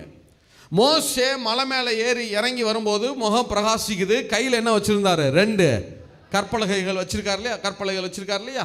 இந்த கற்பலகைகள் 2 யார் எழுதி கொடுத்தது தெரியுமா? எதனால எழுதப்பட்டது தெரியுமா? வாசிங்க. யாத்திரா 31:18 வாசிங்க. யாத்திரா 31:18 வாசிங்க. சீனாய் மலையில் அவர் மோசேயோடு பேசி முடித்த பின் தேவனுடைய விரலினால் எழுதப்பட்ட கற்பலகைகளாகிய சாட்சியின் 2 பலகைகளை அவனிடத்தில் கொடுத்தார். அப்ப தேவனுடைய விரலினால் எழுதப்பட்ட கற்பலகைகள். தேவனுடைய விரல்னா என்ன? முன்னாடி சொன்னோம், பரிசுத்த வசனம் சொல்ல வேண்டியது இல்லையா? ஏற்கனவே பார்த்துருக்கிறோம் இல்ல? தேவனுடைய விரல் என்பது யாரை அடையாளப்படுத்துகிறது? வாசிங்க. லூக்கா 11:28 லூக்கா 11:20 வாசிங்க. நான் தேவனுடைய விரலினாலே பிசாசுகளை துரத்துகிறபடியால் தேவனுடைய ராஜ்யம் உங்களிடத்தில் வந்திருக்கிறதே. இங்க சொல்றாரு, நான் தேவனுடைய விரலினாலே பிசாசுகளை துரத்துகிறேன். மத்தேயு 12:28 நான் தேவனுடைய ஆவியினாலே பிசாசுகளை துரத்துகிறபடியால் தேவனுடைய ராஜ்யம் உங்களிடத்தில் வந்திருக்கிறதே. அங்க சொன்னாரு நான் தேவனுடைய விரலினாலே பிசாசுகளை துரத்துகிறேன்னு. இங்க சொல்றாரு நான் தேவனுடைய ஆவியினாலே பிசாசுகளை துரத்துகிறேன்னு. அப்ப தேவனுடைய விரல் என்பது யாரை அடையாளப்படுத்துகிறது? சத்தமா சொல்லுங்க, யாரை அடையாளப்படுத்துது? இப்ப மோசே கையில வச்சிருக்கிற கற்பலகை தேவனுடைய விரலினாலே எழுதப்பட்டதுன்னா என்ன அர்த்தம்? யாரால எழுதப்பட்டதுன்னு அர்த்தம். அப்ப மோசே அந்த 2 கற்பலகைய யார் கையிலிருந்து வாங்கி இருக்கிறார்னு அர்த்தம். அப்ப மோசே யாரோட பேசி கொண்டிருந்தார்னு அர்த்தம். அப்ப மோசேயின் முகம் ஏன் பிரகாசிச்சுச்சுன்னா மோசே யாரோட பேசினதுனால. சத்தமா சத்தமா, மோசே யாரோட பேசினதுனால. மலை மேல உட்கார்ந்து மோசே யாரு சொல்ல சொல்ல கற்பலகை பிரமாணங்களை எழுதுறாரு மோசே. அப்ப மோசேக்கு யாரோட ஐக்கியம் இருந்துச்சு? மோசேக்கு யாரோட ஃபெல்லோஷிப் இருந்துச்சு? அப்ப ஆவியானவர் மோசேட்ட பேசினது வேற. ஆனா மோசே ஆவியானவர்ட்ட பேச பேச பேச பேச ஆட்டோமேட்டிக்கா இவனுடைய முகம் பிரகாசிக்க ஆரம்பித்தது. எத்தனை பேர் ஆமேன் சொல்ல முடியும்? எத்தனை பேர் ஆமேன் சொல்ல முடியும்? ஆவியானவர் உங்ககிட்ட பேசுறாரா என்ன பேசுறாருங்கிறது வேற. அது ஒரு பக்கம் இருக்கட்டும், பேசுவாரு, அது ஒரு பக்கம் இருக்கட்டும். ஆனா நீங்க ஆவியானவரோட அந்நிய பாஷைகள்ல நீங்க பேச பேச பேச பேச நீங்க அவர்கிட்ட பேசிக்கொண்டே இருங்க. ஆட்டோமேட்டிக்கா உங்க முகம் ஷைன் ஆக ஆரம்பிச்சிடும். ஆட்டோமேட்டிக்கா நீங்க பிரகாசிக்க ஆரம்பிச்சிருவீங்க. உங்க ஊழியம் பிரகாசிக்க ஆரம்பிச்சிடும். உங்க சபை பிரகாசிக்க ஆரம்பிச்சிடும். எத்தனை பேர் ஆமேன் சொல்ல முடியா? எத்தனை பேர் ஆமேன் சொல்ல முடியா? எப்படி பிரதர் சொல்றீங்க? மோசே ஆவியானவர்கிட்ட தான் பேசினானா? இன்னும் எவிடன்ஸ் இருக்கா பிரதர் பைபிள்ல? வாசிங்களே வாசிங்களே. யாத்திராகமோ 33:14 சாரி 33:20 வாசிங்க. யாத்திராகம புஸ்தகம் 33:20 வாசிங்க. 18 சரி 20 தானே? 18 இருந்து. Very good. 18 இருந்து வாசிங்க பார்க்கலாம். அப்பொழுது அவன் உம்முடைய மகிமையை எனக்கு காண்பித்தருளும் என்றான். அதற்கு அவர் என்னுடைய தயையெல்லாம் நான் உனக்கு முன்பாக கடந்து போக பண்ணி. மோசே நல்லா கவனிங்க. மோசே கர்த்தர்ட்ட கேட்கிறார், பிதாட்ட கேட்கிறார், உம்முடைய மகிமையை நான் பார்க்கணும் அப்படின்னு மோசே பிதாட்ட கேட்கிறார். அதுக்கு அவர் என்ன சொல்ல பாருங்க, வாசிங்க. அப்பொழுது அவன் உம்முடைய மகிமையை எனக்கு காண்பித்தருளும் என்றான். அதற்கு அவர் என்னுடைய தயையை எல்லாம் நான் உனக்கு முன்பாக கடந்து போக பண்ணி கர்த்தருடைய நாமத்தை உனக்கு முன்பாக கூறுவேன். எவன் மேல் கிருபையாயிருக்க சித்தமாயிருப்பேனோ அவன் மேல் கிருபையாயிருப்பேன். எவன் மேல் இரக்கமாயிருக்க சித்தமாயிருப்பேனோ அவன் மேல் இரக்கமாயிருப்பேன் என்று சொல்லி நீ என் முகத்தை காண மாட்டாய். ஒரு மனுஷனும் என்னை கண்டு உயிரோடு இருக்க கூடாது என்றார். இப்ப பிதா சொல்றாரு, ஒரு மனுஷனும் ஏன் முகத்தை பார்க்க முடியாதப்பா? ஏன் முகத்தை பார்த்துட்டு ஒருத்தனால இந்த சரீரத்தில் என்ன செய்ய முடியாது? உயிரோட இருக்க முடியாதுன்னு சொல்லிட்டார். கீழே சொல்றாரா? அதே அதிகாரத்தில் மேலே வாசிங்க. 11 இருந்தா 11 இருந்து வாசிங்க. யாத்திரா 33:11 இருந்து வாசிங்க. யாத்திரா 33:11. ஒருவன் தன் சிநேகிதனோட பேசுவது போல, ஒருவன் தன் சிநேகிதனோட பேசுவது போல கர்த்தர் மோசேயோட முகமுகமாய் பேசினார். கர்த்தர் மோசேயோட எப்படி பேசினாரா? சத்தமா சத்தமா சொல்லுங்க, எப்படி பேசினாரா? கீழே சொல்றாரு, பிதா சொல்றாரு, ஒருவனும் என் முகத்தை பார்த்து என்னவா இருக்க முடியாது. ஆனா மேல சொல்றாரு, மோசே கர்த்தரை முகமுகமாய் தரிசித்து பேசினா. அப்ப என்ன அர்த்தம்? கர்த்தரை முகமுகமா பார்த்தான்னா என்ன அர்த்தம்? மோசே யார பார்த்தான்னு அர்த்தம். சத்தமா சொல்லுங்க, யார தரிசித்தான்னு அர்த்தம். மோசே பரிசுத்த ஆவியானவரை தரிசித்தான். இல்ல, ஒரு நபரை பார்க்கிற மாதிரி, ஆவியப்ப மாதிரி இல்ல, எப்படி பிதாவுக்கு ஒரு ஆள் தத்துவம் இருக்கிறதோ, குமாரனுக்கு ஒரு ஆள் தத்துவம் இருக்கிறதோ, பரிசுத்த ஆவியானவரையும் ஒரு நபராகவே, ஒரு ஆள் தத்துவமாகவே மோசே பார்த்தான். மோசே ஆவியானவரை தரிசித்தான், ஆவியானவரோடு சம்பாஷித்தான், ஆவியானவரோடு ஃபெல்லோஷிப்ல இருந்தான். மோசேயின் முகம் பிரகாசிக்க ஆரம்பித்தது. தொடர்ந்து வாசிங்க. யாத்திரா 33:11 தொடர்ந்து வாசிங்க. ஒருவன் தன் சிநேகிதனோட பேசுவது போல கர்த்தர் மோசேயோட முகமுகமாய் பேசினார். பின்பு அவன் பாளையத்துக்கு திரும்பினான். நூனின் குமாரனாகிய யோசுவா என்னும் அவனுடைய பணிவிடைக்காரனாகிய வாலிபன் ஆசரிப்பு கூடாரத்தை விட்டு பிரியாதிருந்தான். மோசே கர்த்தரை நோக்கி தேவரீ இந்த ஜனங்களை அழைத்து கொண்டு போய் என்று சொன்னீர். ஆகிலும் என்னோடே கூட இன்னாரை அனுப்புவேன் என்பதை எனக்கு நீர் அறிவிக்கவில்லை. என்றாலும் உன்னை பேர் சொல்லி அழைத்து அறிந்திருக்கிறேன் என்றும் என் கண்களில் உனக்கு கிருபை கிடைத்தது என்றும் தேவரீர் சொன்னது உண்டே. உம்முடைய கண்களில் இப்பொழுது எனக்கு கிருபை கிடைத்ததானால் நான் உம்மை அறிவதற்கும் உம்முடைய கண்களில் எனக்கு கிருபை கிடைப்பதற்கும் உம்முடைய வழியை எனக்கு அறிவியும். இந்த ஜாதி உம்முடைய ஜனம் என்று நினைத்தருளும் என்றான். அதற்கு அவர், மோசே கேட்கிறார், ஆண்டவரே நீங்க 3 பேர் இருக்கீங்களா? புரியும்படியா சொல்றேன். 3 பேர் இருக்கீங்களா? பிதா, குமாரன், பரிசுத்த ஆவியான 3 பேர் இருக்கீங்களா? ஆயிரக்கணக்கான தூதர்கள் இருக்கிறாங்களே. இப்ப வனாந்தரத்தில் நான் பயணம் போக போறேனே, யார் என் கூட வர போறது? யாரை என் கூட அனுப்ப போறீங்க? நீங்க எனக்கு சொல்லுங்கன்னு சொல்றார். அதுக்கு பிதா இப்ப மோசேக்கு ரிப்ளை பண்றாரு பாருங்க. 33:14 வாசிங்க. அதற்கு எல்லாரும் சேர்ந்து வாசிங்க. அത്ര 33:14 எல்லாரும் சேர்ந்து வாசிங்க. அதற்கு அவர், என் சமூகம்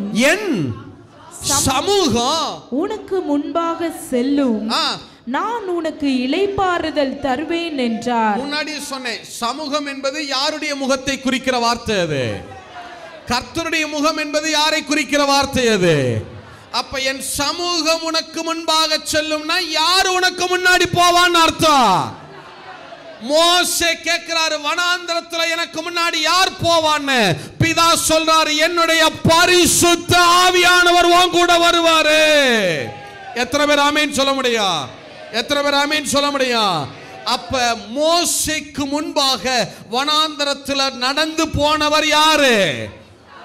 சத்தமா சொல்லுங்க, யார் நடந்து போனது? அப்ப மோசேக்கு முன்பாக மேக ஸ்தம்பமாய் போனவர் யாரு? மோசேக்கு முன்பாக அக்கினி ஸ்தம்பமாய் போனவர் யாரு? ஜனங்களுக்கு காடைகளை விழ பண்ணினவர் யாரு? ஜனங்களுக்கு மன்னாவை விழ பண்ணினவர் யாரு? ஜனங்களுடைய வஸ்திரம் கிழியாமல் பார்த்து கொண்டவர் யாரு? ஜனங்களுடைய காலணி தேயாமல் பார்த்து கொண்டவர் யாரு? ஜனங்களை சத்துருக்களின் பிடியிலிருந்து விடுதலையாக்கினவர் யாரு? மோசேயும் ஜனங்களையும் ஆவியானவர் நடத்தி கொண்டு போனார். எத்தனை பேர் ஆமென் சொல்ல முடியும்? இப்ப சொல்லுங்க, மோசே எஸ்எல்டில 33:14. And he will say, ஆண்டவர் சொல்லுகிறார், my face and my rest shall go to என் முகமும் என் இளைப்பாறுதலும் உனக்கு முன்பாக செல்லும். பிதா சொல்றார் பாருங்க, கர்த்தருடைய முகம் உனக்கு முன்பாக செல்லும். அப்படின்னா என்ன அர்த்தம்? யார் உனக்கு முன்னாடி போவான்னு அர்த்தம்? பரிசுத்த. இப்ப சொல்லுங்க, மோசேக்கு சீனாய் மலையில யாரோட ஐக்கியம் இருந்துச்சு? யார மோசே தரிசித்தாரு? யார முகமுகமா பார்த்தாரு? பரிசுத்த. இப்ப கவனிங்க, நீங்க எந்த அளவுக்கு ஆவியானவரை தரிசித்திருக்கிறீர்கள்? இப்ப நான் சில பேரை சொல்றேன், உங்க மைண்ட்ல அவங்க முகத்தை அப்படி கொண்டு வாங்க. உங்க மைண்டுக்குள்ள அவங்கள அப்படி கொண்டு வாங்க. பிதாவாகிய தேவன் சொன்ன உடனே உங்களுக்கு ஒரு மைண்ட்ல ஒரு பிக்சர் வருதா? வெண்மையான கூந்தலோடு, முதிர்ந்த ஒரு தோற்றத்தோடு, வெண்கலம் போன்ற சரீரத்தோடு, பிதாவாகிய தேவன் மின்னல் போன்ற வஸ்திரத்தோடு. ஓரளவுக்காவது நம்மளால் ஆவியில் அவரை என்ன செய்ய முடியுது? தரிசிக்க முடியுதா? நம்ம அவரை உணர்ந்த அளவுக்கு நம்ம எந்த அளவு அவரை நெருங்கி இருக்கிறோமோ அந்த அளவுக்கு ஓரளவுக்காவது ஒரு அசம்ஷனாவது நம்மளால் அவர் என்ன செய்ய முடியுது? நம்ம ஆவியில் அவர் என்ன செய்ய முடியுது? அப்படியே உணர முடியுது, தரிசிக்க முடியுது. சரி, அடுத்து குமாரன் இயேசு கருமையான கூந்தலோடு, புறா கண்கள் போன்ற அழகான கண்களோடு, வெண்கலம் போன்ற தேகத்தோடு, அருள் பொழிகிற உதடுகளோடு, வெள்ளுடை தரித்தவராய் தரிசிக்க முடியுதா? ஓரளவுக்காவது நம்மளால் அவர் என்ன செய்ய முடியுது? முழுமையா இல்லைன்னா கூட ஓரளவு தரிசிக்க முடியுது. Right, okay. அடுத்து பரிசுத்த ஆவியானவர். அது பரிசுத்த ஆவி பிரதர், அது ஆவி பிரதர், அது பாவம் பிரதர், அது வாட்டுக்கு வரும் போக மாதிரி, அப்படியே வரும் அப்படியே போகும், அது ஆவி பிரதர். அங்கதான் பிரச்சனை. பிதாவை உங்களால் தரிசிக்க முடியுது, இயேசு உங்களால் தரிசிக்க முடியுது.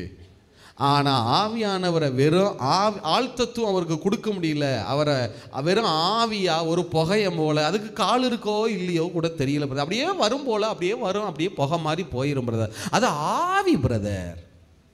அப்போ என்ன அர்த்தம்னா, பிதாவோட இருக்கிற ஐக்கியம் குமாரனோட இருக்கிற ஐக்கியம் யாரோட இல்லை? சத்தமா சொல்லுங்க. திரித்துவத்தில் பிதாவுக்கு கொடுக்கப்படுகிற முக்கியத்துவத்தை, குமாரனுக்கு கொடுக்கிற முக்கியத்துவத்தை யாருக்கு கொடுக்கலைன்னு அர்த்தம்? இதில் கொடுமை என்ன தெரியுமா? பழைய ஏற்பாட்டு காலம் பிதாவினுடைய காலம். அது அப்பையும் ஆவியானவரும் இருந்தார், குமாரனும் இருந்தார். ஆனால் அந்த காலம் என்பது மெஜாரிட்டி அது பிதாவினுடைய நாட்கள். பிதாவாகிய தேவனுடைய காலத்தில் யாருமே பிதாவை என்ன செஞ்சுக்கல? கண்டுக்கல. சரி, இயேசு இந்த பூமிக்கு இறங்கி வந்தாரே, பூமியில் 33 ஆண்டுகால உயிர் வாழ்ந்தாரே, குமாரனுடைய காலம். அந்த குமாரனுடைய காலத்தில் யாருமே குமாரனை என்ன செஞ்சுக்கல? கண்டுக்கல. இப்ப யாருடைய காலம் இது? இப்ப யாரும் பரிசுத்த ஆவியானவரை கண்டுக்கிறது. பிரதர், சிஸ்டர், இது ஆவியானவருடைய யுகம்.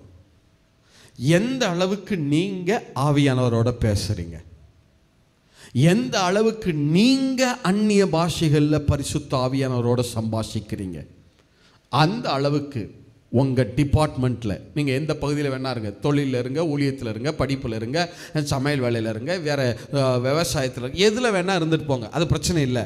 நீங்கள் எந்த அளவுக்கு ஆவியானவரோட அந்நிய பாஷையில் சம்பாஷிக்கிறீங்களோ, பேசுகிறீங்களோ, அந்த அளவுக்கு அவர் உங்களை பிரகாசிக்க பண்ண வல்லமையுள்ளவராக இருக்கிறார். எத்தனை பேர் ஆமேன்னு சொல்ல முடியும்? எத்தனை பேர் ஆமேன்னு சொல்ல முடியும்? மணிக்கணக்காக பேசுங்க பிரதர். என்னுடைய ரவி என்கிட்ட ஒரு காரியம் சொல்லுவார். இங்கே பாருப்பா, நீ யாரோட ஃப்ரெண்ட்ஷிப் வச்சுக்கலாம்னா இந்த டங்ஸ் பேசுகிற ஆட்களோட மட்டும் என்ன வச்சுக்க, ஃப்ரெண்ட்ஷிப் வச்சுக்க. நீ நினைக்காத, இல்லை அவங்க அந்நிய பாஷை பேசுகிறாங்க ஆனால் அவங்க சரியில்லை, இது சரியில்லை, அது சரியில்லைன்னு கூட நினைக்காத. ஏன் நான் இதை சொல்கிறேன்னா, அந்நிய பாஷை பேசாத ஆளோட நீ ஃபெலோஷிப் வச்சுருந்தீங்கன்னா என்றைக்குமே அதன் முடிவு கேடுதான். ஆனால் அந்நிய பாஷை பேசுகிறவன்ட்ட குறை இருந்தால் கூட ஒரு கட்டத்தில் ஆவியானவர் அவனை சரி பண்ணி கொண்டு வந்து நிறுத்திடுவார்.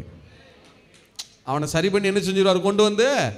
ஆனால் அந்நிய பாஷையை மறுக்கிற, ஆவியானுடைய அபிஷேகத்தை மறுக்கிற ஆட்களோட ஃபெல்லோஷிப் இருந்துச்சுன்னா அது எக்காலமும் கேடுதான், அதன் முடிவு கேடுதான். இல்லை, ஏன்னா ஆவியானவர் எங்கே உண்டோ அங்கே என்னவும் உண்டு. அப்போ ஆவியானவர் இல்லாத இடத்துல என்ன இருக்காது? கண்டிப்பா விடுதலை இருக்காது, அதன் முடிவு கேடுதான். இல்ல, காரியங்கள் நடக்காது. பலத்தினாலும் அல்ல, பராக்கிரமத்தினாலும் அல்ல, யாரால ஆகும்? எத்தனை பேர் ஆமேன்னு சொல்ல முடியும்? எவ்வளவு மனிதர்களுடைய ஃபெல்லோஷிப் இருந்தாலும் ஆவியானவர் இல்லாத மனிதர்களுடைய பலமும் பராக்கிரமும் உங்களுக்கு உதவி செய்ய முடியாது. ஆவியானவரால மட்டும்தான் உங்களுக்கு உதவி செய்ய முடியும். எத்தனை பேர் ஆமீன் சொல்ல முடியும்? எத்தனை பேர் ஆமீன் சொல்ல முடியும்? மணிக்கணக்கா பேசுங்க பிரதர், மணிக்கணக்கா ஆவியானவரோடு அந்நிய பாஷையில பேசுங்க. நீங்க இப்ப தெரியுதா, மோசே இவ்வளவு பெரிய ஊழியக்காரரா சக்சஸ் பண்ணதுக்கு காரணம் என்னன்னா, மோசேக்கே யாரோட தான் ஐக்கியம் இருந்திருக்கு இல்ல? மோசே ஆதியாகமத்தில் நடந்ததெல்லாம் எழுதுறாரு பாருங்க. ஆதியாகமம் 1ஆம் அதிகாரத்திலிருந்து எழுதி வர்றாரு பாருங்க, எல்லாத்தையும் எழுதுறாரு பாருங்க. யாரு சொல்ல எழுதுறாரு? மோசே. சத்தமா சொல்லுங்க. மோசேக்கு எப்படி தெரியும் அதெல்லாம்? 2000 வருஷத்துக்கு முன்னாடி உலகத்தை எப்படி படைச்சாரு, ஆபிரகாம் எப்படி வந்தாரு, நோவா எப்படி வந்தாரு, ஏனோக்கு காரியம், ஆபிரகாம் காரியம், ஈசாக்கு காரியம், யாக்கோப்பு காரியம், யோசேப்பு காரியம், இதெல்லாம் எப்படி மோசேக்கு தெரியும்னா, சீனாய் மலையில் உட்கார்ந்து யார் அதை சொல்லி கொடுக்கறது மோசேக்கு? அப்ப பல மணி நேரம் மோசே யாரோடைய பேசிட்டே இருக்கிறாரு? பழைய ஆச்சரியமா இல்லை உங்களுக்கு? பழைய ஏற்பாட்டு காலத்திலேயே மோசேக்கு ஆவியானவரோட ஐக்கியம் இருந்திருக்கு பாருங்க. அது எந்த அளவுக்கு ஐக்கியம்? அவரை எப்படி தரிசிக்கிற அளவுக்கு? முகமுகமா. எப்படி பிதாவை சிலர் தரிசிச்சிருக்காங்க, சிலர் இயேசுவை பார்த்திருக்கிறோமோ, அதை போல இன்னி யோசிச்சு பாருங்களேன், அதை போல இவர் யாரை பார்த்திருக்கிறாரு? ஆவியானவரையே மோசே தரிசிச்சிருக்கார். அந்த அளவுக்கு அவருக்கு ஃபெல்லோஷிப் இருந்து இல்ல? அந்த அளவுக்கு அவருக்கு ஃபெல்லோஷிப் இருந்து. சரி, இப்ப எங்கெல்லாம் பழைய ஏற்பாட்டில் யாருக்கெல்லாம் ஆவியானவரோட ஃபெல்லோஷிப் இருந்துச்சு ஒரு பார்வை பார்த்துருவோமா? அதுக்கு முன்னாடி கொஞ்சம் எந்திரிங்க பார்க்கலாம். கொஞ்சம் எந்திரிங்க, சும்மா எந்திரிங்க, பயப்படாதீங்க. சீக்கிரம் எந்திரிங்க. ரொம்ப நேரம் உட்காந்துருக்கீங்க, எந்திரிச்சிட்டிங்களா? அப்படியே இந்த சுவத்தை பார்த்து திரும்புங்க, சும்மா திரும்புங்க. Very good, very good. அப்படியே உங்கள் முன்னாடி தோல் நிற்கிறாங்கல்ல, அவங்க தோல் மேலே அப்படி 2 கையை வைங்க பார்க்கலாம். வைங்க, வெரி குட். அப்படியே லைட்டாக மசாஜ் பண்ணி விடுங்க, பிடிச்சி விடுங்க பார்க்கலாம். நீங்கள் எதை செய்தாலும் ஸ்தோத்திரத்தோடு செய்ய கடவீர்கள். ஸ்தோத்திரம் பண்ணிகிட்டே பண்ணுங்க. நல்லா கழுத்தெல்லாம் பிடிச்சி விடுங்க. சகோதரர்கள் பிடிச்சி விடுங்க. சகோதரிகள் கழுத்தில் மட்டும் கை வைங்க, கழுத்தில் கடக்கிறதுல கை வச்சிடாதீங்க. நல்லா பிடிச்சி விடுங்க பார்க்கலாம். ஸ்தோத்திரம் பண்ணிகிட்டே பண்ணணும், நல்லா பண்ணணும். ஆள் கொஞ்ச நேரம் அசரப்படாது பாருங்க. நல்லா கழுத்து ஷோல்டர்லாம் பிடிச்சி விடுங்க நல்லா. Very good. அப்படியே என் பக்கம் திரும்புங்க. அப்படி இந்த சோத்தை பார்த்து திரும்புங்க. Very good. அவர்கள் உங்களில் அன்பு கூர்ந்தது போல நீங்களும் அவர்களில் அன்பு கூறுவீர்கள் ஆக. நல்லா பிடிச்சி விடுங்க, நல்லா பிடிச்சி விடணும். Very good. கொஞ்ச நேரத்துக்கு இன்னும் அசரப்படாது பாருங்க.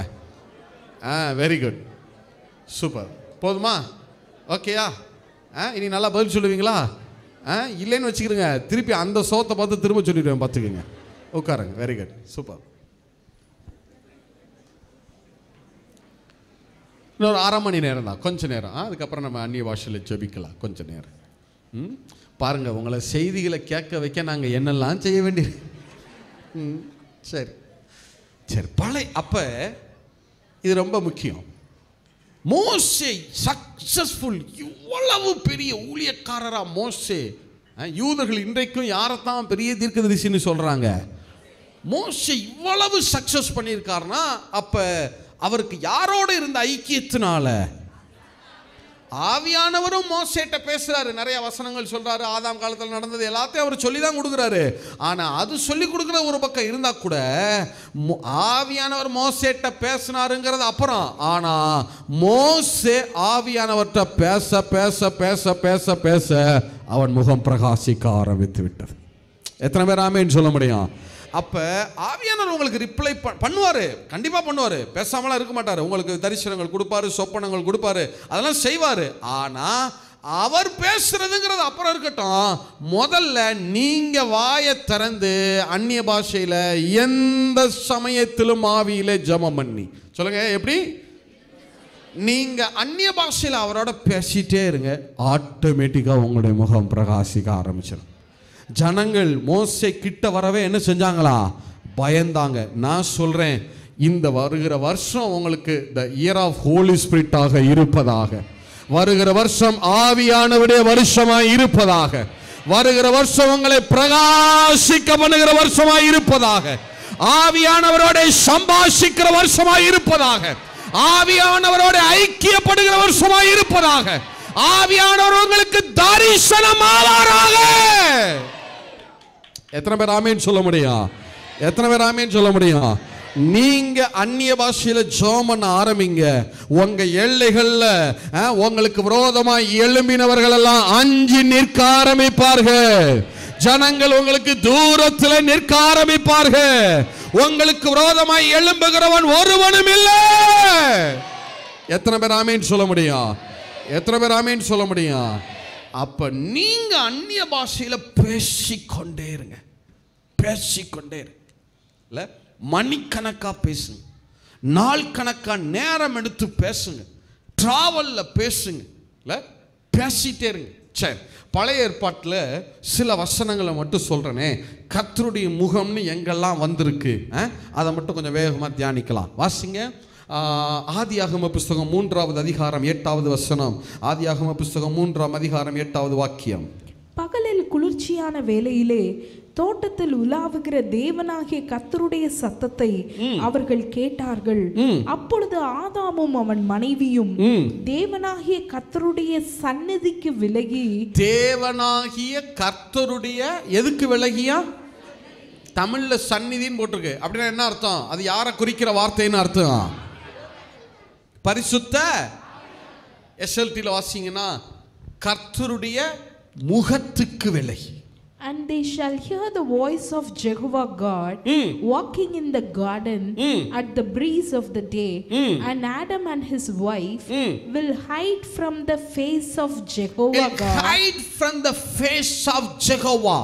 ஆதாமும் ஏவாளும் கர்த்தருடைய முகத்துக்கு தங்களை மறைத்துக் கொண்டார்கள். அப்படின்னா என்ன அர்த்தம்? யாருக்கு மறைச்சிட்டு ஓடுறாங்கன்னு அர்த்தம். அப்ப மனுஷன் முதல்ல பாவம் செஞ்சப்ப முதல் ஆளா அவனை பார்க்கிறதுக்கு அங்க வந்து நிக்கிறது யாரு? தோட்டத்துல நடந்து வந்தவர் யாரு? இவன் பாவம் செஞ்ச உடனே வேகமா இவனை தேடி ஓடி வந்தவர் யாரு? பரிசுத்த. இவன் ஆவியானவரை பார்க்காம என்ன செய்யறான்? விலகி. சொல்லுங்க, விலகி. அவரை தரிசிக்காம. சொல்லுங்க, அவரை. அன்னைக்கே ஆவியானவரை பார்த்திருந்தா கூட அவர் அன்னைக்கே ஏதாவது ஒரு என்ன பண்ணியிருப்பாரு? தீர்வு ஒரு சீர்படுத்தியிருப்பார், என்ன ஏதாவது பண்ணியிருப்பார். இது ரெண்டும் அன்னைக்கே ஆவியானவரை தரிசிச்சிருந்தா இவ்வளவு என்ன இல்லை, பிரச்சனை இல்லை. இது ரெண்டும் யாரை தரிசிக்காம ஓடுது? இன்னைக்கும் நான் சொல்றேன், நல்ல கவனிங்க, இது கடைசி காலம். ஆவியானவர் இல்லைன்னு வெளியிருந்து வந்து யாரும் சொல்ல மாட்டான். கிறிஸ்தவத்துக்குள்ளேயே அநேகர் எழும்புகிறார்கள். யாரு? கிறிஸ்தவத்துக்குள்ளேயே நிறைய டெனாமினேஷன் எழும்புறாங்க. அந்நிய பாஷையில பேசக்கூடாது. ஒருத்தர் ஒரு தடவை ஒரு கமெண்ட்ல போடுறான், யாருமே ஆன்லைன்ல லைவ்ல ஆன்லைன்ல அந்நிய பாஷையில பேசாத நிலைமையை நாம உருவாக்கணும் அவன் சொல்றான். அந்த அவனுடைய கூட்டத்துக்கு தகவல் கொடுக்குறான் போல, நீங்க எல்லாரும் இந்த ஆளை திட்டுங்க, யாருமே இதில் பேசக்கூடாது, பேசாத நிலைமையை நாம் அப்ப எப்படி ஒரு என்ன சொல்றது, ஒரு நோக்கத்தோட சத்துரு செயல்படுறான் பாருங்க. இல்ல இல்ல அப்ப முதல்ல ஆதாமும் ஏவாளும் யாருக்கு விலகி ஓடுறாங்க? பரிசுத்த ஆவியானவருக்கு விலகி ஓடுறாங்க. அடுத்து பாருங்க, காயினுடைய சந்ததியே தேவ சந்ததியா இல்லாம அழிஞ்சு வச்சு பாருங்க. காயின் யாரை விட்டு விலகி ஓடுறான்? வாசிங்க, ஆதியா 4:16 வாசிங்க. Genesis chapter 4:16. ஆதியாகமம் எடுத்துக்கொள்ளுங்க எல்லாரும். 4:16 வாசிங்க. அப்படியே காயின் கர்த்தருடைய சந்நிதியை விட்டு புறப்பட்டு ஏதேனுக்கு கிழக்கான நோத் என்னும் தேசத்தில் குடியிருந்தான். இப்ப காயின் கர்த்தருடைய சந்நிதியை விட்டு புறப்பட்டு போனான். தமிழ்ல சந்நிதின்னு இருக்கு. சந்நிதினா என்ன அர்த்தம்? யாரை குறிக்கிற வார்த்தை அது? இங்கிலீஷ்ல வாசிச்சீங்கன்னா, எஸ்எல்டில வாசிச்சீங்கன்னா, And Cain went out from the face of Jehovah. Coin கர்த்தருடைய ஜெகோவாவுடைய கர்த்தருடைய முகத்துக்கு விலகி போகிறார். அப்ப காயினுடைய சந்ததியே பாவ சந்ததியாய் அழிந்து போயிற்று. காயினுடைய சந்ததியில புறஜாதிகளாய் அநேகர் எழும்பி வர்றாங்களே, பாவ சந்ததிகளாய் எழும்புறாங்களே. காரணம் என்ன? இவன் யாரை விட்டு விலகி போகிறான்? பரிசுத்த ஆவியானவரை விட்டு. இல்ல 6வது அதிகாரம் பூமி 11. பூமி யாருக்கு முன்னாடி சீர்கட்டதா இருக்கு? பூமியானது தேவனுக்கு முன்பாக, தமிழ்ல தேவனுக்கு முன்பாக அப்படின்னு போட்டிருக்கு. தேவனுக்கு முன்பாக சீர்கெட்டதா இருந்தது. தமிழ்ல பூமியானது தேவனுக்கு முன்பாக சீர்கெட்டதா இருந்துச்சுன்னு இருக்கு. இதே நீங்க ஆங்கிலத்தில் SLTல வாசிச்சீங்கன்னா, நான் முன்னாடியே சொன்னேன், தேவனுக்கு முன்பாகனா என்ன அர்த்தம்? யாருக்கு முன்னாடின்னு அர்த்தம்? சத்தமா சொல்லுங்க. இங்கிலீஷ்ல வாசிச்சீங்கன்னா, and the earth shall be corrupted to the face of God. கர்த்தருடைய முகத்துக்கு முன்பாக பூமி சீர்கெட்டதா இருந்தது. அப்படின்னா என்ன அர்த்தம்? கர்த்தருடைய முகத்துக்கு முன்னாடினா யாருக்கு முன்னாடின்னு அர்த்தம்? சத்தமா சொல்லுங்க. நோவா காலத்துல பூமி சீர்கெட்டதா இருந்துச்சுல, யாருக்கு முன்னாடி சீர்கெட்டதா இருந்துச்சு? பரிசுத்த. அப்ப அதனாலதான் ஆவியானவர் சொன்னார்ல, என் ஆவி என்றைக்கும் மனுஷரோட கூட போராடுவதில்லை. அப்ப நோவா காலத்துல இந்த பூமி யாருக்கு முன்னாடி சீர்கெட்டதா இருக்குன்னா, பரிசுத்த ஆவியானவருக்கு முன்பாக. நோவாவுக்கு யாரோட ஃபெல்லோஷிப் இருந்துச்சு தெரியுமா? ஆதியா 7:1 வாசிங்க. ஆதியா 7:1 வாசிங்க. கர்த்தர் நோவாவை நோக்கி, நீயும் உன் வீட்டார் அனைவரும் பேழைக்குள் பிரவேசியுங்கள். இந்த சந்ததியில் உன்னை எனக்கு முன்பாக நீதிமானாக கண்டேன். தமிழ்ல உன்னை எனக்கு முன்பாக நீதிமானாக கண்டேன் இருக்கு. இங்கிலீஷ்ல வாசிச்சீங்கன்னா, SLTல வாசிச்சீங்கன்னா இதே வசனத்தை, and Jehovah will say to Noah, come thou and all thy house into the ark, for thee I saw just to my face in this generation. உன்னை என் முகத்துக்கு முன்பாக நீதிமானாக காண்கிறேன். அப்படின்னா என்ன அர்த்தம்? யாருக்கு முன்னாடி நீதிமானாக காண்கிறேன் அர்த்தம்? சத்தமா சொல்லுங்க. அப்ப நோவாவுக்கு யாரோட ஃபெல்லோஷிப் இருந்திருக்கு? பரிசுத்த. அதனாலதான் நோவா பேழையில எதை எடுத்து வெளியே விடுறாரு? முதல்ல காகத்தை விட்டாரு, அடுத்து எதை எடுத்து வெளியே விடுறாரு? அப்ப நோவாவுக்கு யாரோட ஃபெல்லோஷிப் இருந்திருக்குன்னு அர்த்தம்? பரிசுத்த. அப்ப நோவாவுக்கு பேழையை செய்ய சொல்லி கத்து கொடுத்தது யாரு? நோவாவை நீதிமான கண்டது யாரு? நோவாவை வெள்ளத்திலிருந்து தப்பு வச்சது யாரு? நோவாவுக்கு எல்லா மிருகங்களையும் கொண்டு வந்து அவன் பேழையில அடைக்கிறதுக்கு ஹெல்ப் பண்ணது யாரு? அந்த 1 வருஷமும் நோவாவை பேழையில பாதுகாத்தவர் யாரு? அந்த பெரு வெள்ளத்துல நோவாவின் கப்பல் கவிழாம பாதுகாத்தவர் யாரு?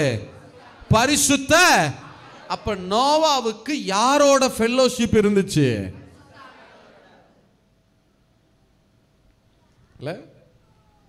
அடுத்து ஆதியாம் 10:9 வாசிங்க. ஆதியாம் 10:9 வாசிங்க. நிம்ரோத் பாபேலின் அரசன், சாத்தானுக்கு அடையாளமானவன். பாபேலின் அரசன் நிம்ரோத். இவன் கர்த்தருக்கு முன்பாக, இந்த நிம்ரோத் கர்த்தருக்கு முன்பாக பலத்த வேட்டைக்காரனாய் இருந்தான். தமிழ்ல நிம்ரோத் பாபேலின் ராஜா. பாபிலோனின் ராஜா யாருன்னா சாத்தானுக்கு அடையாளமானவன். இவன் தலைமையில தான் அந்த பாபேல் கோபுரம் கட்டப்படுகிறது. இந்த பாபேலின் ராஜா சாத்தானுக்கு அடையாளமானவன். இவன் யாருக்கு முன்னாடி வேட்டைக்காரனை போல வேலை செய்யறாருன்னா, அந்த வசனம் சொல்லுது கர்த்தருக்கு முன்பாகன்னு இருக்கு. தமிழ்ல கர்த்தருக்கு முன்பாக. அதே இங்கிலீஷ்ல வாசிச்சீங்கன்னா, he was a strong taker of prey before the face of Jehovah. strong taker அப்படினா என்னது? பலவந்தமாய் பறித்து கொள்ளுகிறவனாய் இருக்கிறான். யாருக்கு முன்னாடி? from the face of Jehovah. கர்த்தருடைய முகத்துக்கு முன்பாக அவன் பறித்து கொள்ளுகிறவனாய் இருக்கிறான். அப்ப இந்த பாபேலின் ராஜா இருக்கான்ல, நிம்ரோத் இருக்கான்ல, சாத்தானுக்கு அடையாளமானவன் இவன் இருக்கான்ல, இவன் யாருக்கு முன்னாடி வேலை செய்யறான்? கர்த்தருடைய முகத்துக்கு எதிராகனா என்ன அர்த்தம்? யாருக்கு எதிராக வேலை செய்யறான்னு அர்த்தம். அப்ப பூமியில சாத்தான் யாருக்கு எதிராக வேலை செய்கிறவனா இருந்தான்? பரிசுத்த ஆவியானவருக்கு எதிராக. இல்ல இவ்வளவு ஏன் நம்ம ஆபிரகாமுக்கு வாங்க. ஆபிரகாம் ஆதியாம் 18 22 தானே, 22 23 22. ஆதியாகமத்துக்கு வாங்க. ஆதியாகமம் 18:22 வாசிங்க. அப்பொழுது அந்த புருஷர் அவ்விடம் விட்டு சோதோமை நோக்கி போனார்கள். ஆபிரகாமோ பின்னும் கர்த்தருக்கு முன்பாக நின்று கொண்டிருந்தார். 2 தூதர்களோடு ஒருவர் இறங்கி வருகிறார், ஆபிரகாம் இடத்திலே வருகிறார். அவர் நேரா சோதோமுக்கு போயிருக்கலாம். ஆனா சோதோமுக்கு போகாம அவர் யாரை பார்க்க, யார் இருக்கிற இடத்துக்கு வர்றார்? அவரு ஆபிரகாம் குடியிருக்கிற மம்ரேயின் சமபூமிக்கு வருகிறார். 2 தூதர்களோடு வருகிறார். ஒருவர் வர்றார். அந்த 2 தூதர்களையும் எங்க அனுப்புறாருன்னா சோதோம் கொமோராவுக்கு அழிக்கும்படி அனுப்பி வைக்கிறார். ஒருவர் வர்றாரு, அவர் கூட 2 தூதர்கள் வர்றாங்க. இப்ப அவர் யாரு? அந்த 2 தூதர்களோட சோதோம் கொமோராவை அழிக்கிறதுக்கு இறங்கி வந்தார்ல, அவர் யாரு? அந்த வசனம் சொல்லுது, 2 தூதரும் சோதோம் கொமோராவுக்கு போயிட்டாங்க. ஆபிரகாம் யாருக்கு முன்னாடி நின்று கொண்டிருந்தானா?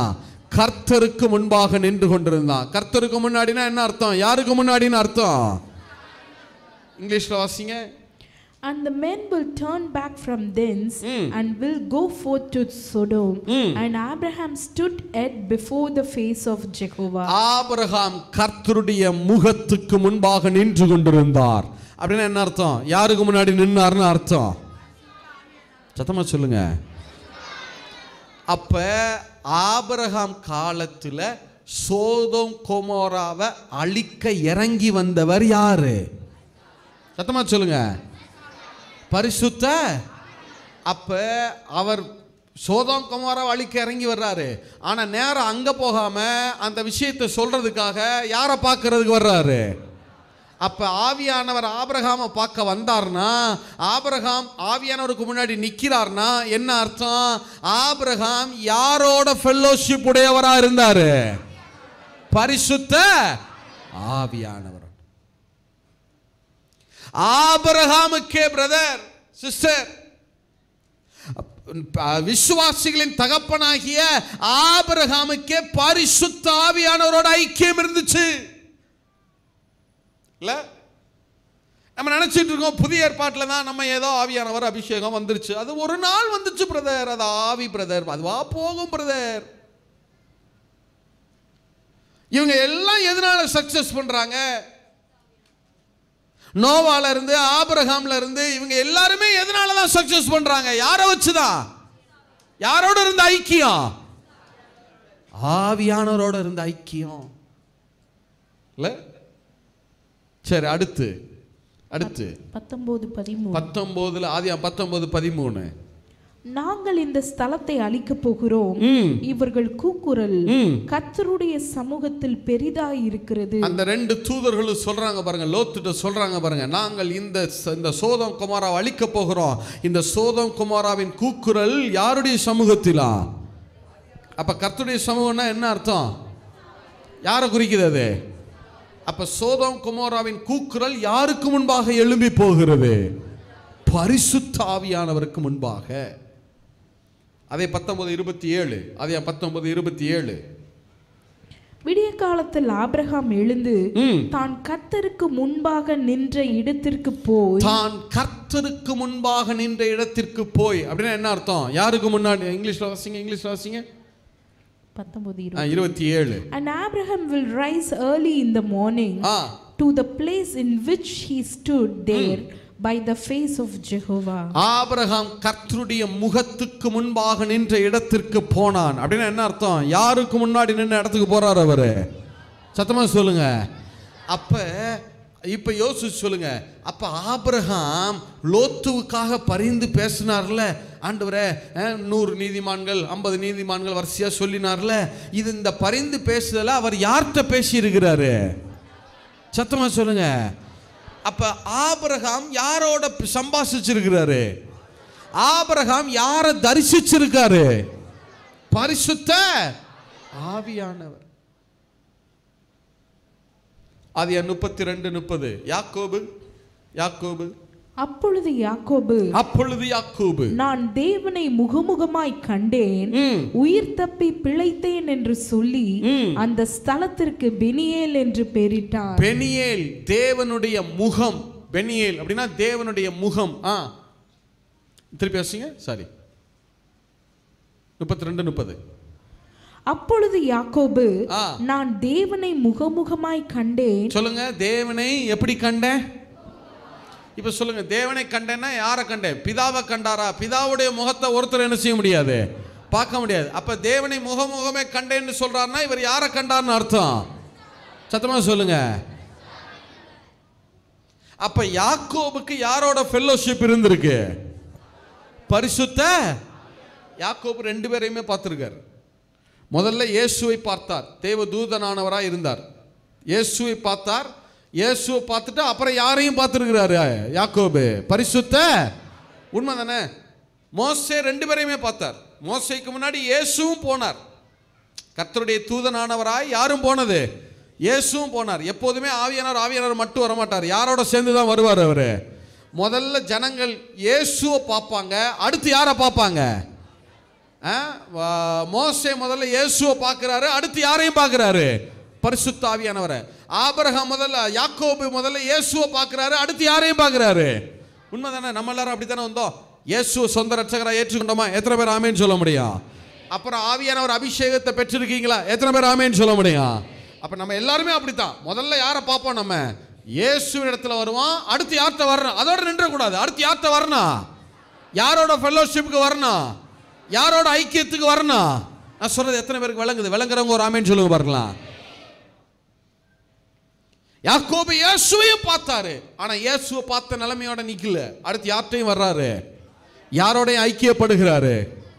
ஆவியானவரோட ஐக்கியப்படுற. இப்ப சொல்லுங்க, இவங்கெல்லாம் எதனால சக்சஸ் பண்றாங்க?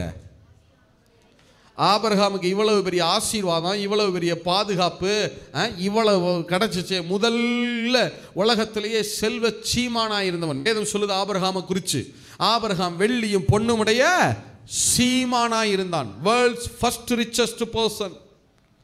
முதல் உலக பணக்காரன் யாருன்னா ஆபிரகாம். விசுவாசிகளின் தகப்பன் ஆபிரகாம் தான் முதல் உலக பணக்காரன். எப்படி இவ்வளவு பெரிய ஆசீர்வாதம் வந்துச்சு? எப்படி அவ்வளவு பாதுகாப்பு இருந்துச்சு? அத்தனை ராஜாக்கள் வந்து ஆபிரகாம் ஒன்றும் பண்ண முடியலையே. எப்படி அந்த பாதுகாப்பு? எப்படி பாதுகாப்புனா ஆபிரகாமுக்கு யாரோட ஐக்கியம் இருந்ததுனால. நான் சொல்றேன், உங்களுக்கு ஆவியானவரோட ஐக்கியம் இருக்கட்டும். பலத்தினாலும் அல்ல, பராக்கிரமத்தினாலும் அல்ல, ஆவியானவராலே எல்லாம் ஆகும். எத்தனை பேர் ஆமீன் சொல்ல முடியும்? எத்தனை பேர் ஆமீன் சொல்ல முடியும்? சரி, கடைசியா திருப்பி வாசிங்க. ஆதியா 3:8 வாங்க. பகலில் குளிர்ச்சியான வேளையிலே தோட்டத்தில் உலாவுகிற தேவனாகிய கர்த்தருடைய சத்தத்தை அவர்கள் கேட்டார்கள். அப்பொழுது ஆதாமும் அவன் மனைவியும் தேவனாகிய கர்த்தருடைய சந்நிதிக்கு விலகி தோட்டத்தின் விருட்சங்களுக்குள்ளே ஒளித்துக் கொண்டார்கள். இப்ப சொல்லுங்க, ஆதாமும் ஏவாளும் யாருக்கு விலகி ஓடுறாங்க? தேவனாகிய கர்த்தருடைய சந்நிதிக்குன்னா என்ன அர்த்தம்? யாருக்கு விலகி ஓடுறாங்கன்னு பார்த்தோம்.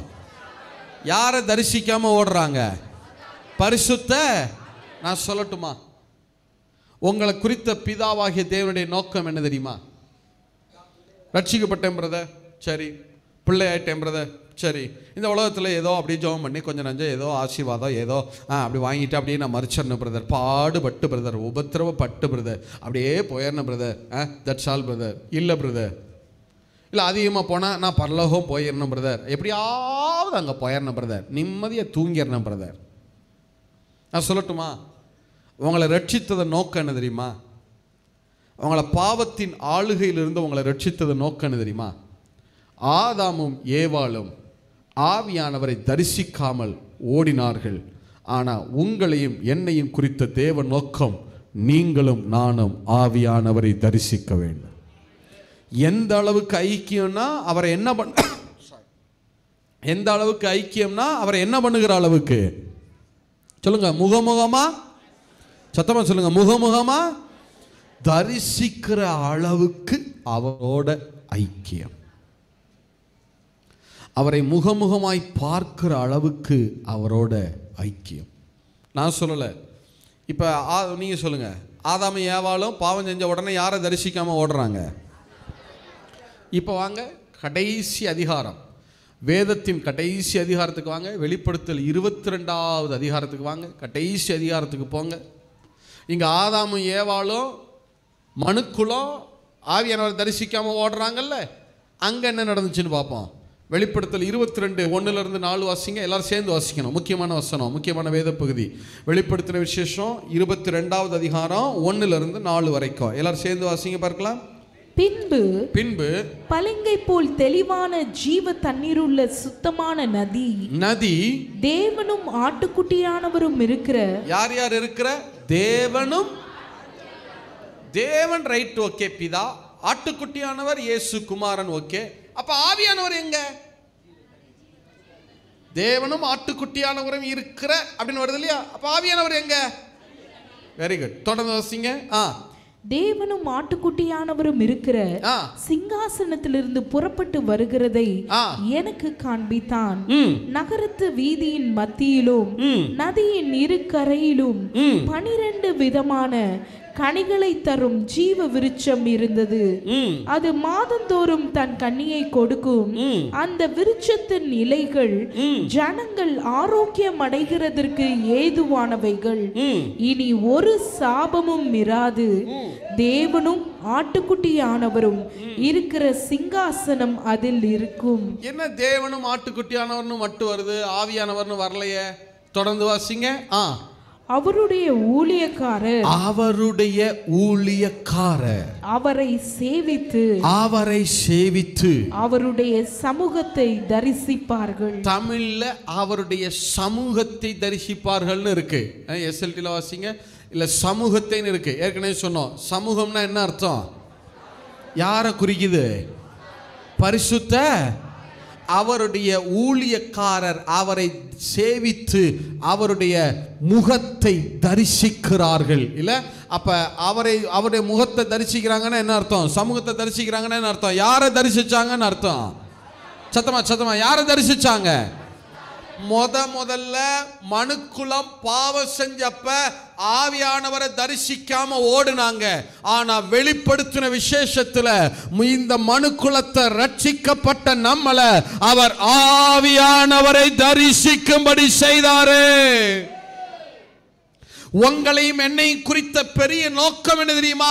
சும்மா ரட்சிக்கப்பட்டேன், நான் ஜெபம் பண்றேன், ஏதோ போறேன் வர்றேன் வாழ்ந்துட்டேன் பரலோகம் போயிட்டா போதும் இல்ல பிரதர். நீங்க எந்த அளவுக்கு ஆவியில வளரணும்னா ஆவியானவரை முகமுகமாய் தரிசிக்கிற அளவுக்கு.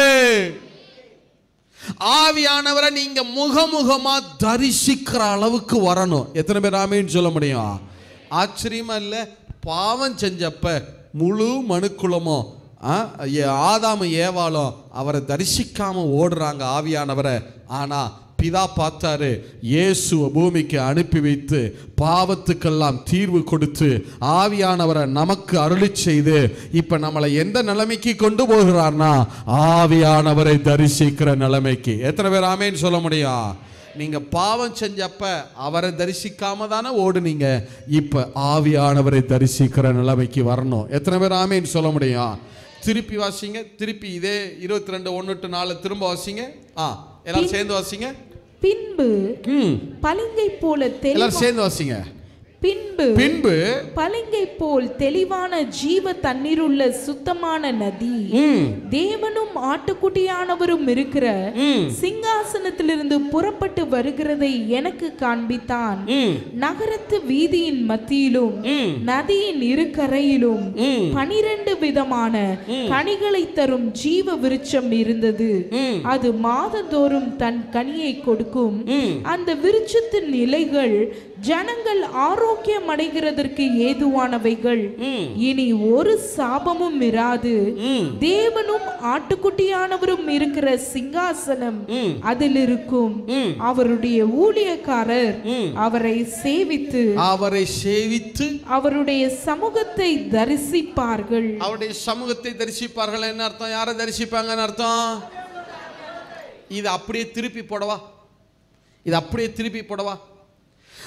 ஆவியானவரை தரிசிக்கிற ஊழியக்காரன் எங்கே இருக்கிறானோ அந்த இடத்துல ஜீவ நதி பாய ஆரம்பிக்கும். ஆவியானவரை தரிசிக்கிற ஊழியக்காரன் இருக்கிற இடத்துல தேவனும் ஆட்டுக்குட்டியானவரும் இருப்பார்கள். ஆவியானவரை தரிசிக்கிற ஊழியக்காரன் இருக்கிற இடத்துல ஜீவ விருட்சம் இருக்கும். அதன் இலைகள் மருந்தாகும், அதன் கனிகள் உணவாகும். ஆவியானவரை தரிசிக்கிற ஊழியக்காரன் இருக்கிற இடத்துல தேவனும் ஆட்டுக்குட்டியானவர் சிங்காசனம் போட்டு உட்காருவாங்க. ஆவியானவரை தரிசிக்கிற ஊழியக்காரன் இருக்கிற இடத்துல ஒரு சாபமும் இராது. எத்தனை பேர் ஆமென் சொல்ல முடியும்? எத்தனை பேர் ஆமென் சொல்ல முடியும்? இப்ப சொல்லுங்க, நீங்க எப்படிப்பட்டவர்களா மாறணும்னு தேவன் எதிர்பார்க்கிறாரு? யாரை தரிசிக்கிறவர்களா? யார்கிட்ட பேசிக்கொண்டே இருக்கிறவர்களாய்? யார்கிட்ட சம்பாஷிக்கிறவர்களாய்? மணிக்கணக்கா பேசுங்க. வேதத்தினுடைய கோர் இது. ஆவியானவரை நீங்கள் தரிசிக்கிற அளவுக்கு வர வேண்டும் என்பது தேவனுடைய பிரதான சித்தம். நீங்க நினைச்சுக்கிறீங்க வெறுமனே ரட்சிப்போட என் காரியம் முடிஞ்சு போச்சு, எப்படியா பரலோகம் போயிட்டா போதும். இல்லை, தேவன் உங்களை ரட்சித்ததன் நோக்கமே என்ன தெரியுமா? பாவத்திலிருந்து மீட்டு கொண்டதன் நோக்கமே என்ன தெரியுமா? மனுக்குலமாகிய நாம பாவம் செஞ்சப்ப ஆவியானவரை தரிசிக்காம ஓடணும். ஆனா திரும்ப இப்போ பாவத்திலிருந்து நம்மளை மீட்டு இருக்கிறத நோக்கம் என்ன தெரியுமா? திரும்ப ஆவியானவரோட ஃபெல்லோஷிப்பை கொடுத்திருக்காரு, திரும்ப ஐக்கியத்தை ஏற்படுத்தி இருக்காரு. அவர்கிட்ட பேசுங்க, அந்நிய பாஷையில மணிக்கணக்கா பேசுங்க, அவரோட சம்பாஷிங்க. நீங்க பேச பேச பேச பேச அவரை தரிசிக்கிற லெவலுக்கு நீங்க வர ஆரம்பிப்பீங்க. எத்தனை பேர் ஆமென் சொல்ல முடியும்? ஆவியானவரை தரிசிக்கிற ஊழியக்காரன் இருக்கிற இடத்துல ஜீவ நதி பாயும். அந்த இடத்துல ஜீவ விருட்சம் முளைக்கும், அதன் இலைகள் மருந்தாகும், அதன் கனிகள் உணவாகும். அங்க தேவனும் ஆட்டுக்குட்டியானவரும் குமாரரும் சிங்காசனம் போட்டு உட்காருவாங்களாம். அந்த இடத்துல ஒரு சாபமா இராது. எத்தனை பேர் ஆமென் சொல்ல முடியும்? எத்தனை பேர் ஆமென் சொல்ல முடியும்? மணிக்கணக்கா பேசு. இந்த கடைசி நாட்களில் சத்துருடைய பெரிய தந்திரம் என்னன்னா, நீ ரட்சிக்கப்பட்டிருக்கியா செய், ஜெபம் பண்றியா பண்ணிக்க, ஊழியம் செய்றியா செஞ்சுக்க, ஒன்னே ஒன்று அந்நிய பாஷையில் பேசாத, அப்படியே இரு. நீ எப்படி நீ பாவம் செஞ்சுட்டு போனப்ப ஆவியானவரை தரிசிக்காமல் இருந்தியோ அதே நிலைமையில் இரு. நீ யார்கிட்ட பேசக்கூடாது? பரிசுத்த ஆவியானவர்கிட்ட பேசாத. பிதாட்ட பேசிக்க, நல்லா ஜெபம் பண்ணிக்க, என்ன வேணா எழுப்புதல் ஜெபம் பண்ணு, என்ன பண்ணு, என்னமா ரைட் பாயிண்டா நானே உனக்கு எடுத்துறேன், 50 பாயிண்ட் தர்றேன், பண்ணிக்க. நான் ஊழியம் செய்கிறேன், நல்லா பண்ணிக்க, ஒரு பிரச்சனையும் கிடையாது. நான் அந்நிய பாஷையில் பேசுகிறேன், அதை மட்டும் செய்யாத. இன்னைக்கு இதை சொல்கிறது யாருன்னா வெளியில் இருக்கிறவங்க சொல்லலை, யாரே சொல்கிறது இல்லை. இது சாத்தானுடைய மிகப்பெரிய தந்திரம்ன்றது. மணிக்கணக்கா பேசுங்க. எத்தனை பேர் ஆமேன்னு சொல்ல முடியும்? எழுத நிப்போமா? எழுத நிப்போமா?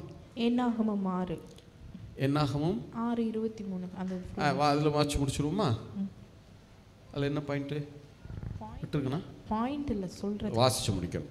சரி வாசிங்க, அதில் முடிச்சிருவோமா? வாசிங்க, என்னாகும் 6 வாசிங்க. நீ எல்லாரும் எடுத்துக்கொள்ளுங்க, எல்லாரும் எடுத்துக்கொள்ளுங்க, சேர்ந்து வாட்சி முடிச்சிடலாம். வாசிங்க, என்னாகும் 6:23 26. நீ ஆரோனோடும் அவன் குமாரரோடும் சொல்ல வேண்டியது என்னவென்றால், நீங்கள் இஸ்ரவேல் புத்திரரை ஆசீர்வதிக்கும் போது அவர்களை பார்த்து சொல்ல வேண்டியதாவது, கர்த்தர் உன்னை ஆசீர்வதித்து உன்னை காக்க கடவர். இப்ப சொல்லுங்க, நமக்கு 2 காரியம் வேணும். என்னென்ன? ஆசீர்வாதம். Well done, very good, super. அடுத்து, கர்த்தர் தம்முடைய முகத்தை உன்மேல் பிரகாசிக்க பண்ணி உன்மேல் கிருபையா இருக்க கடவர். ஆசீர்வாதம் வேணும்னா என்ன இருக்கணும்? நமக்கு என்ன வரணும்? தேவனுடைய கிருபை. Very good. அடுத்து, கர்த்தர் தம்முடைய முகத்தை உன்மேல் பிரசன்னமாக்கி உனக்கு சமாதானம் கட்டளையிட கடவர். இப்ப நமக்கு பாதுகாப்பு இருக்கணும்னா தேவனுடைய என்ன இருக்கணும்? சரி, இப்ப ஆசீர்வாதம் வேணும்னா கிருபை வேணும்னு சொன்னீங்க, பாதுகாப்பு வேணும்னா சமாதானம் வேணும்னு சொன்னீங்க. அப்ப இந்த தேவ கிருபையும் சமாதானமும் எதனால வரும்? கர்த்தர் தம்முடைய எதை நம்ம மேல பிரகாசிக்க பண்ணணும்? முகத்தை. அப்ப கர்த்தர் தம்முடைய முகத்தை பிரகாசிக்க பண்றதுன்னா என்ன அர்த்தம்? யாரு நம்ம மேல பிரகாசிக்கணும்?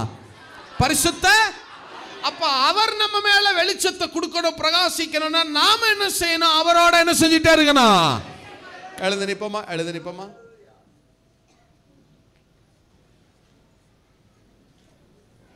கொஞ்ச நேரம் எல்லாத்தையும் வச்சுருங்க, பைபிள் எல்லாம் ஓரத்தில் வச்சுருங்க, கண்களை மூடிக்கொள்ளுங்க, ஆவியானவரை பாருங்க. நீங்கள் இந்த உபதேசத்துலலாம் சிக்கிடக்கூடாது. என்ன அப்பா பிதா விட்டீங்களா, ஆவியானவர் விட்டி, குமாரனை விட்டீங்களா அப்படிலாம் சிக்கக்கூடாது. நீங்கள் ஆவியானவர்கிட்ட வேதம் தெளிவாக சொல்லுது, பிதா தான் குமாரனாய் வெளிப்பட்டார். சொல்லுங்கள், பிதா தான் எப்படி வெளிப்பட்டிருக்கிறாரு? அவர் நமக்கு ஒரு குமாரன் கொடுக்கப்பட்டார், அவர் நாமம் நித்திய பிதா. சொல்லுங்க, அவர் நாமம் என்ன? பிதா திரித்துவத்தில் இன்னொரு பகுதியாய் குமாரனாய் வெளிப்பட்டிருக்கிறார். அடுத்து குமாரன் தான் உயிர் தெழுந்த குமாரன் தான் என்னவாகவும் இருக்கிறாரு? பரிசுத்த வேதம் சொல்லுது கர்த்தரே ஆவியானவர். சொல்லுங்க, கர்த்தரே என்னவாக இருக்கிறாரா? ஆவியானவர். எத்தனை பேர் ஆமேன்னு சொல்ல முடியும்? நீங்க ஆவியானவர்கிட்ட போனா ஆவியானவர் ஆட்டோமேட்டிக்கா உங்களை குமாரன்ட்ட கொண்டு போவாரு, குமாரன் உங்களை பிதாட்ட கொண்டு போவார். எத்தனை பேர் ஆமேன்னு சொல்ல முடியும்? எத்தனை பேர் ஆமேன்னு சொல்ல முடியும்? அதனால நீங்க பிதாவை விட்டுட்டணும், ஐயோ இயேசுவை விட்டுட்டணும் அப்படிலாம் நீங்க நினைக்க வேண்டாம்.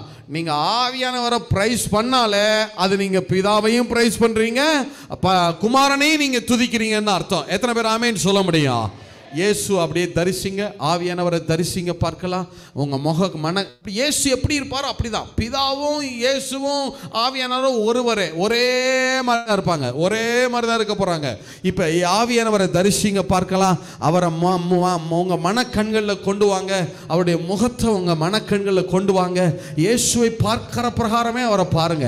இயேசு எப்படி இருக்கிறாரோ அப்படியே ஆவியானவரும் இருப்பார், அப்படியே ஆவியானவரும் இருப்பார். அவர் கிறிஸ்துவின் ஆவி, அப்படிதான் வேதம் சொல்லுது.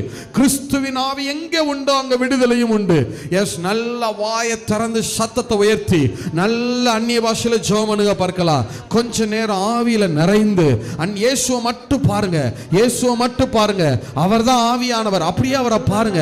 ஆவியானவரை தரிசித்து கொண்டே பேசுங்க, அந்நிய பாஷையில தரிசித்து கொண்டே பேசுங்க. உங்க மனக்கண்கள் ஆவியானவரை தரிசிங்க.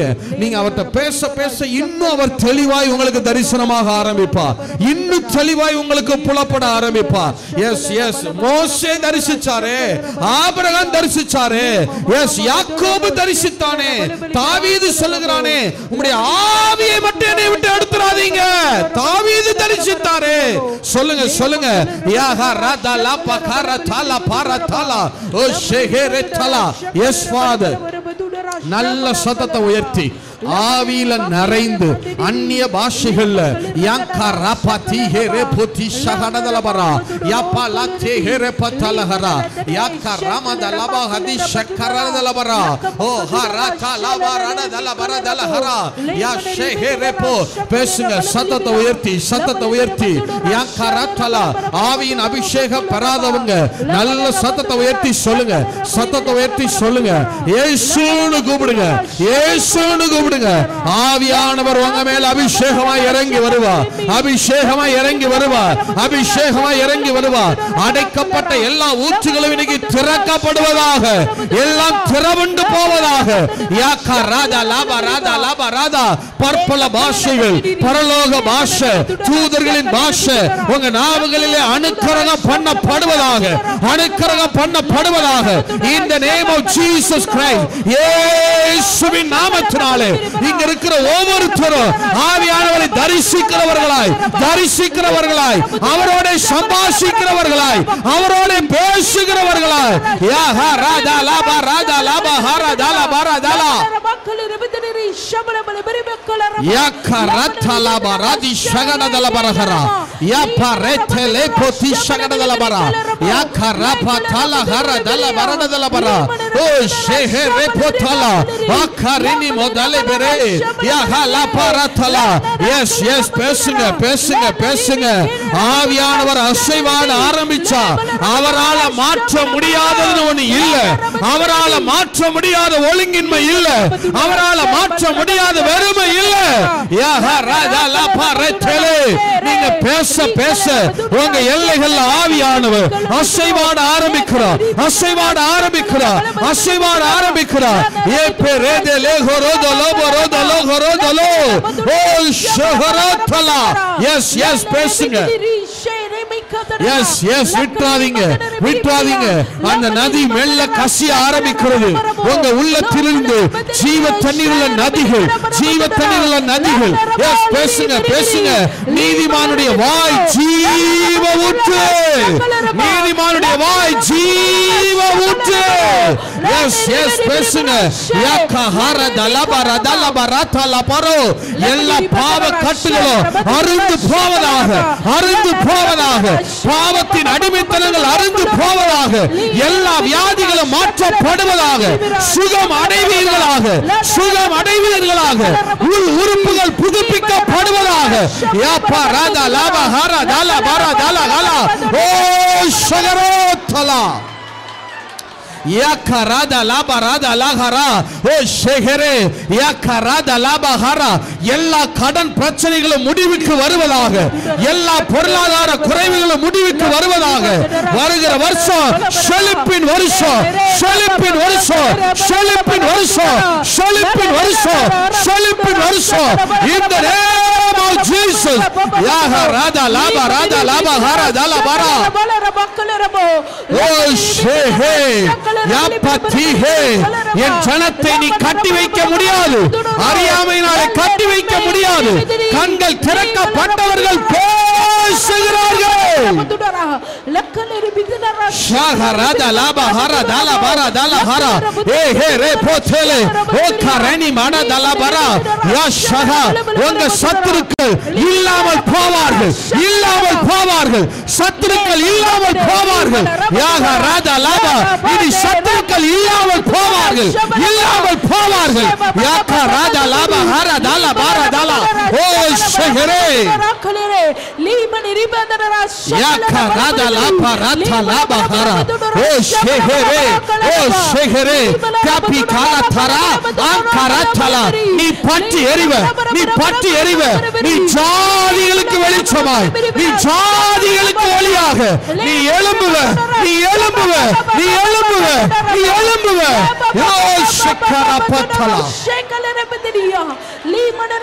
ஷஹரா தகரா தலபரா யாக்கரா பத்தலா ஹரா தலபரா ஓ கரா தலபரா தலஹரா ஏகரே தலே ஓ கரா பத்தலா பாராதி ஷஹா ஆஹா லா பத்தரா. Yes yes father. Yes, yes, yes. யாக்கராத்தலாபா ஓ கராத்தலா. சொல்லுங்க, ஒரு சாபமும் இராது, ஒரு சாபமும் இராது. இனி ஜீவ விருட்சம் இருக்கும். இலைகள் மருந்தாகும், கனிகள் உணவாகும். ஆவியானவர் ஓ வீட்டுல, இந்த சபையில சிங்காசனம் போட்டு உட்காருவார். தேவன் ஆவியானவர், தேவனோ ஆட்டுக்குட்டியானவரோ சிங்காசனம் போட்டு இருப்பாங்க. யாக்கராதா லாபா ஹரா தலா ஏ ஷெஹரே தலே ஓ கரினி மானா தலபா ஹரா தலபரா ஓ பலத்தி ஹரே ஓ ஷெக்கரா தலபரா யாக்கராபா தலா ஹரா. உனக்கு எதிராக பேசின எல்லா நாவுகளும் கட்டப்படும், கட்டப்படும், கட்டப்படும், கட்டப்படும். யாக்கராபா தலா ஹரா ஓ ஷெஹரே ஓ ஷெஹரே. உனக்கு விரோதமா பேசினவங்க உன் முன்னாடி முழங்கால் படிடுவாங்க, உன் முன்னாடி முழங்கால் படிடுவாங்க. உனக்கு விரோதமா ஒரு நாவும் இனி அசையாது.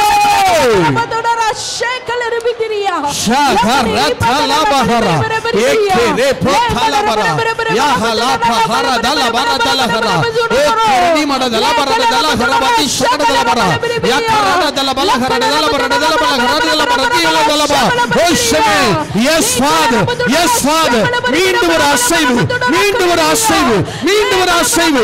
ஒரு புது எண்ணெயுடைய அபிஷேகம், ஒரு புது எண்ணெயுடைய அபிஷேகம்.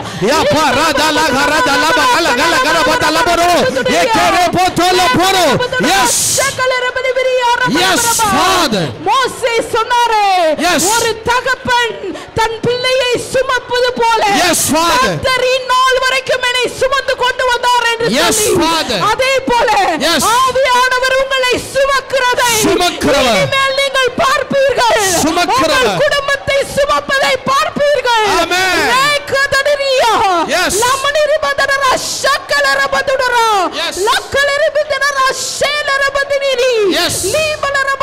Yes, Father.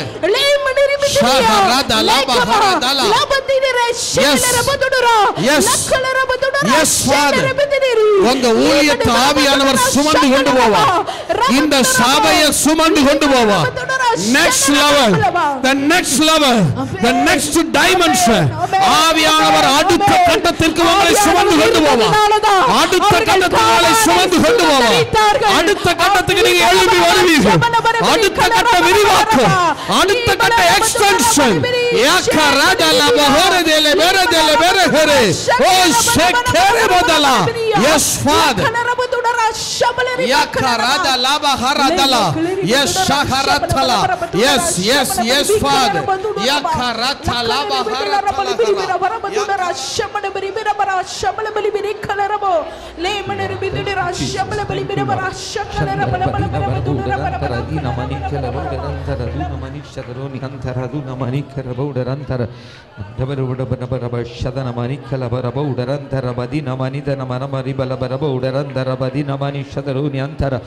மகிமையுள்ள பிரசன்னம் எங்கள் மத்தியில் உலாவுவதற்காக நன்றி அப்பா. தேவ கரத்தினால் எல்லாரையும் நிரப்புவதற்காக நன்றி. எல்லாரையும் நிரப்பிக் கொண்டு வருகிறதற்காக நன்றி. உம்முடைய மகிமையினால் எல்லாரையும் மூடுவதற்காக நன்றி. ஒவ்வொருவர் மேலும் அப்படி விதமான வல்லமை இறங்குவதற்காக நன்றி. எல்லாரையும் நீங்க தொட்ட தயவுக்காய் நன்றி. உம்முடைய வார்த்தையினால் உம்முடைய பிள்ளைகளை போஷித்ததற்காய் நன்றி. உம்மோடு முகமுகமாய் பேசும் உன்னத அனுபவத்தை பெறுவதற்காய் நன்றி. தேவ பரிசுத்த ஆவியானவரோடு முகமுகமாய் நெருங்கி உறவாடுகிற ஒரு வாக்கியத்தை எல்லாருக்குள் ஏற்படுத்துங்கப்பா. சிறியோரும் பெரியோரும் வாலிபரும் முதியோரும் உம்மோடு உறவாடட்டும். இயேசுவின் நாமத்தினாலே உம்முடைய தெய்வீக வல்லமை எல்லாருக்குள்ளும் பாய்ந்து போகட்டும். யாரும் இங்கிருந்து வெறுமனே போக வேணாம் ஆண்டவரே. உம்முடைய ஆளுகை உள்ள கரம் எல்லாரையும் தொடுவதாக. இயேசுவின் நாமத்தினாலே எல்லாரையும் நிறைப்பதாக. எல்லார் மேல இறங்கட்டும் ஐயா. ஒவ்வொருவர் மேலும் சோர்வின் ஆவி இயேசுவின் நாமத்தினாலே விலகட்டும். பலவீனத்தின் ஆவி இயேசுவின் நாமத்தினால் விலகட்டும். நோய்கள் இயேசுவின் நாமத்தினால் அகலட்டும். ஒரு திட நம்பிக்கை தைரியம் ஒவ்வொருவரையும் ஆளுகை செய்வதாக. நன்றி அப்பா, நன்றி செலுத்துகிறோம், நன்றி செலுத்துகிறோம், நன்றி செலுத்துகிறோம் ஐயா. Thank you Jesus, thank you Lord, thank you father. மகா பரிசுத்தமுள்ள பிதாவே, இந்த நல்ல வேளைக்காக உமக்கு நன்றி செலுத்துகிறோம்.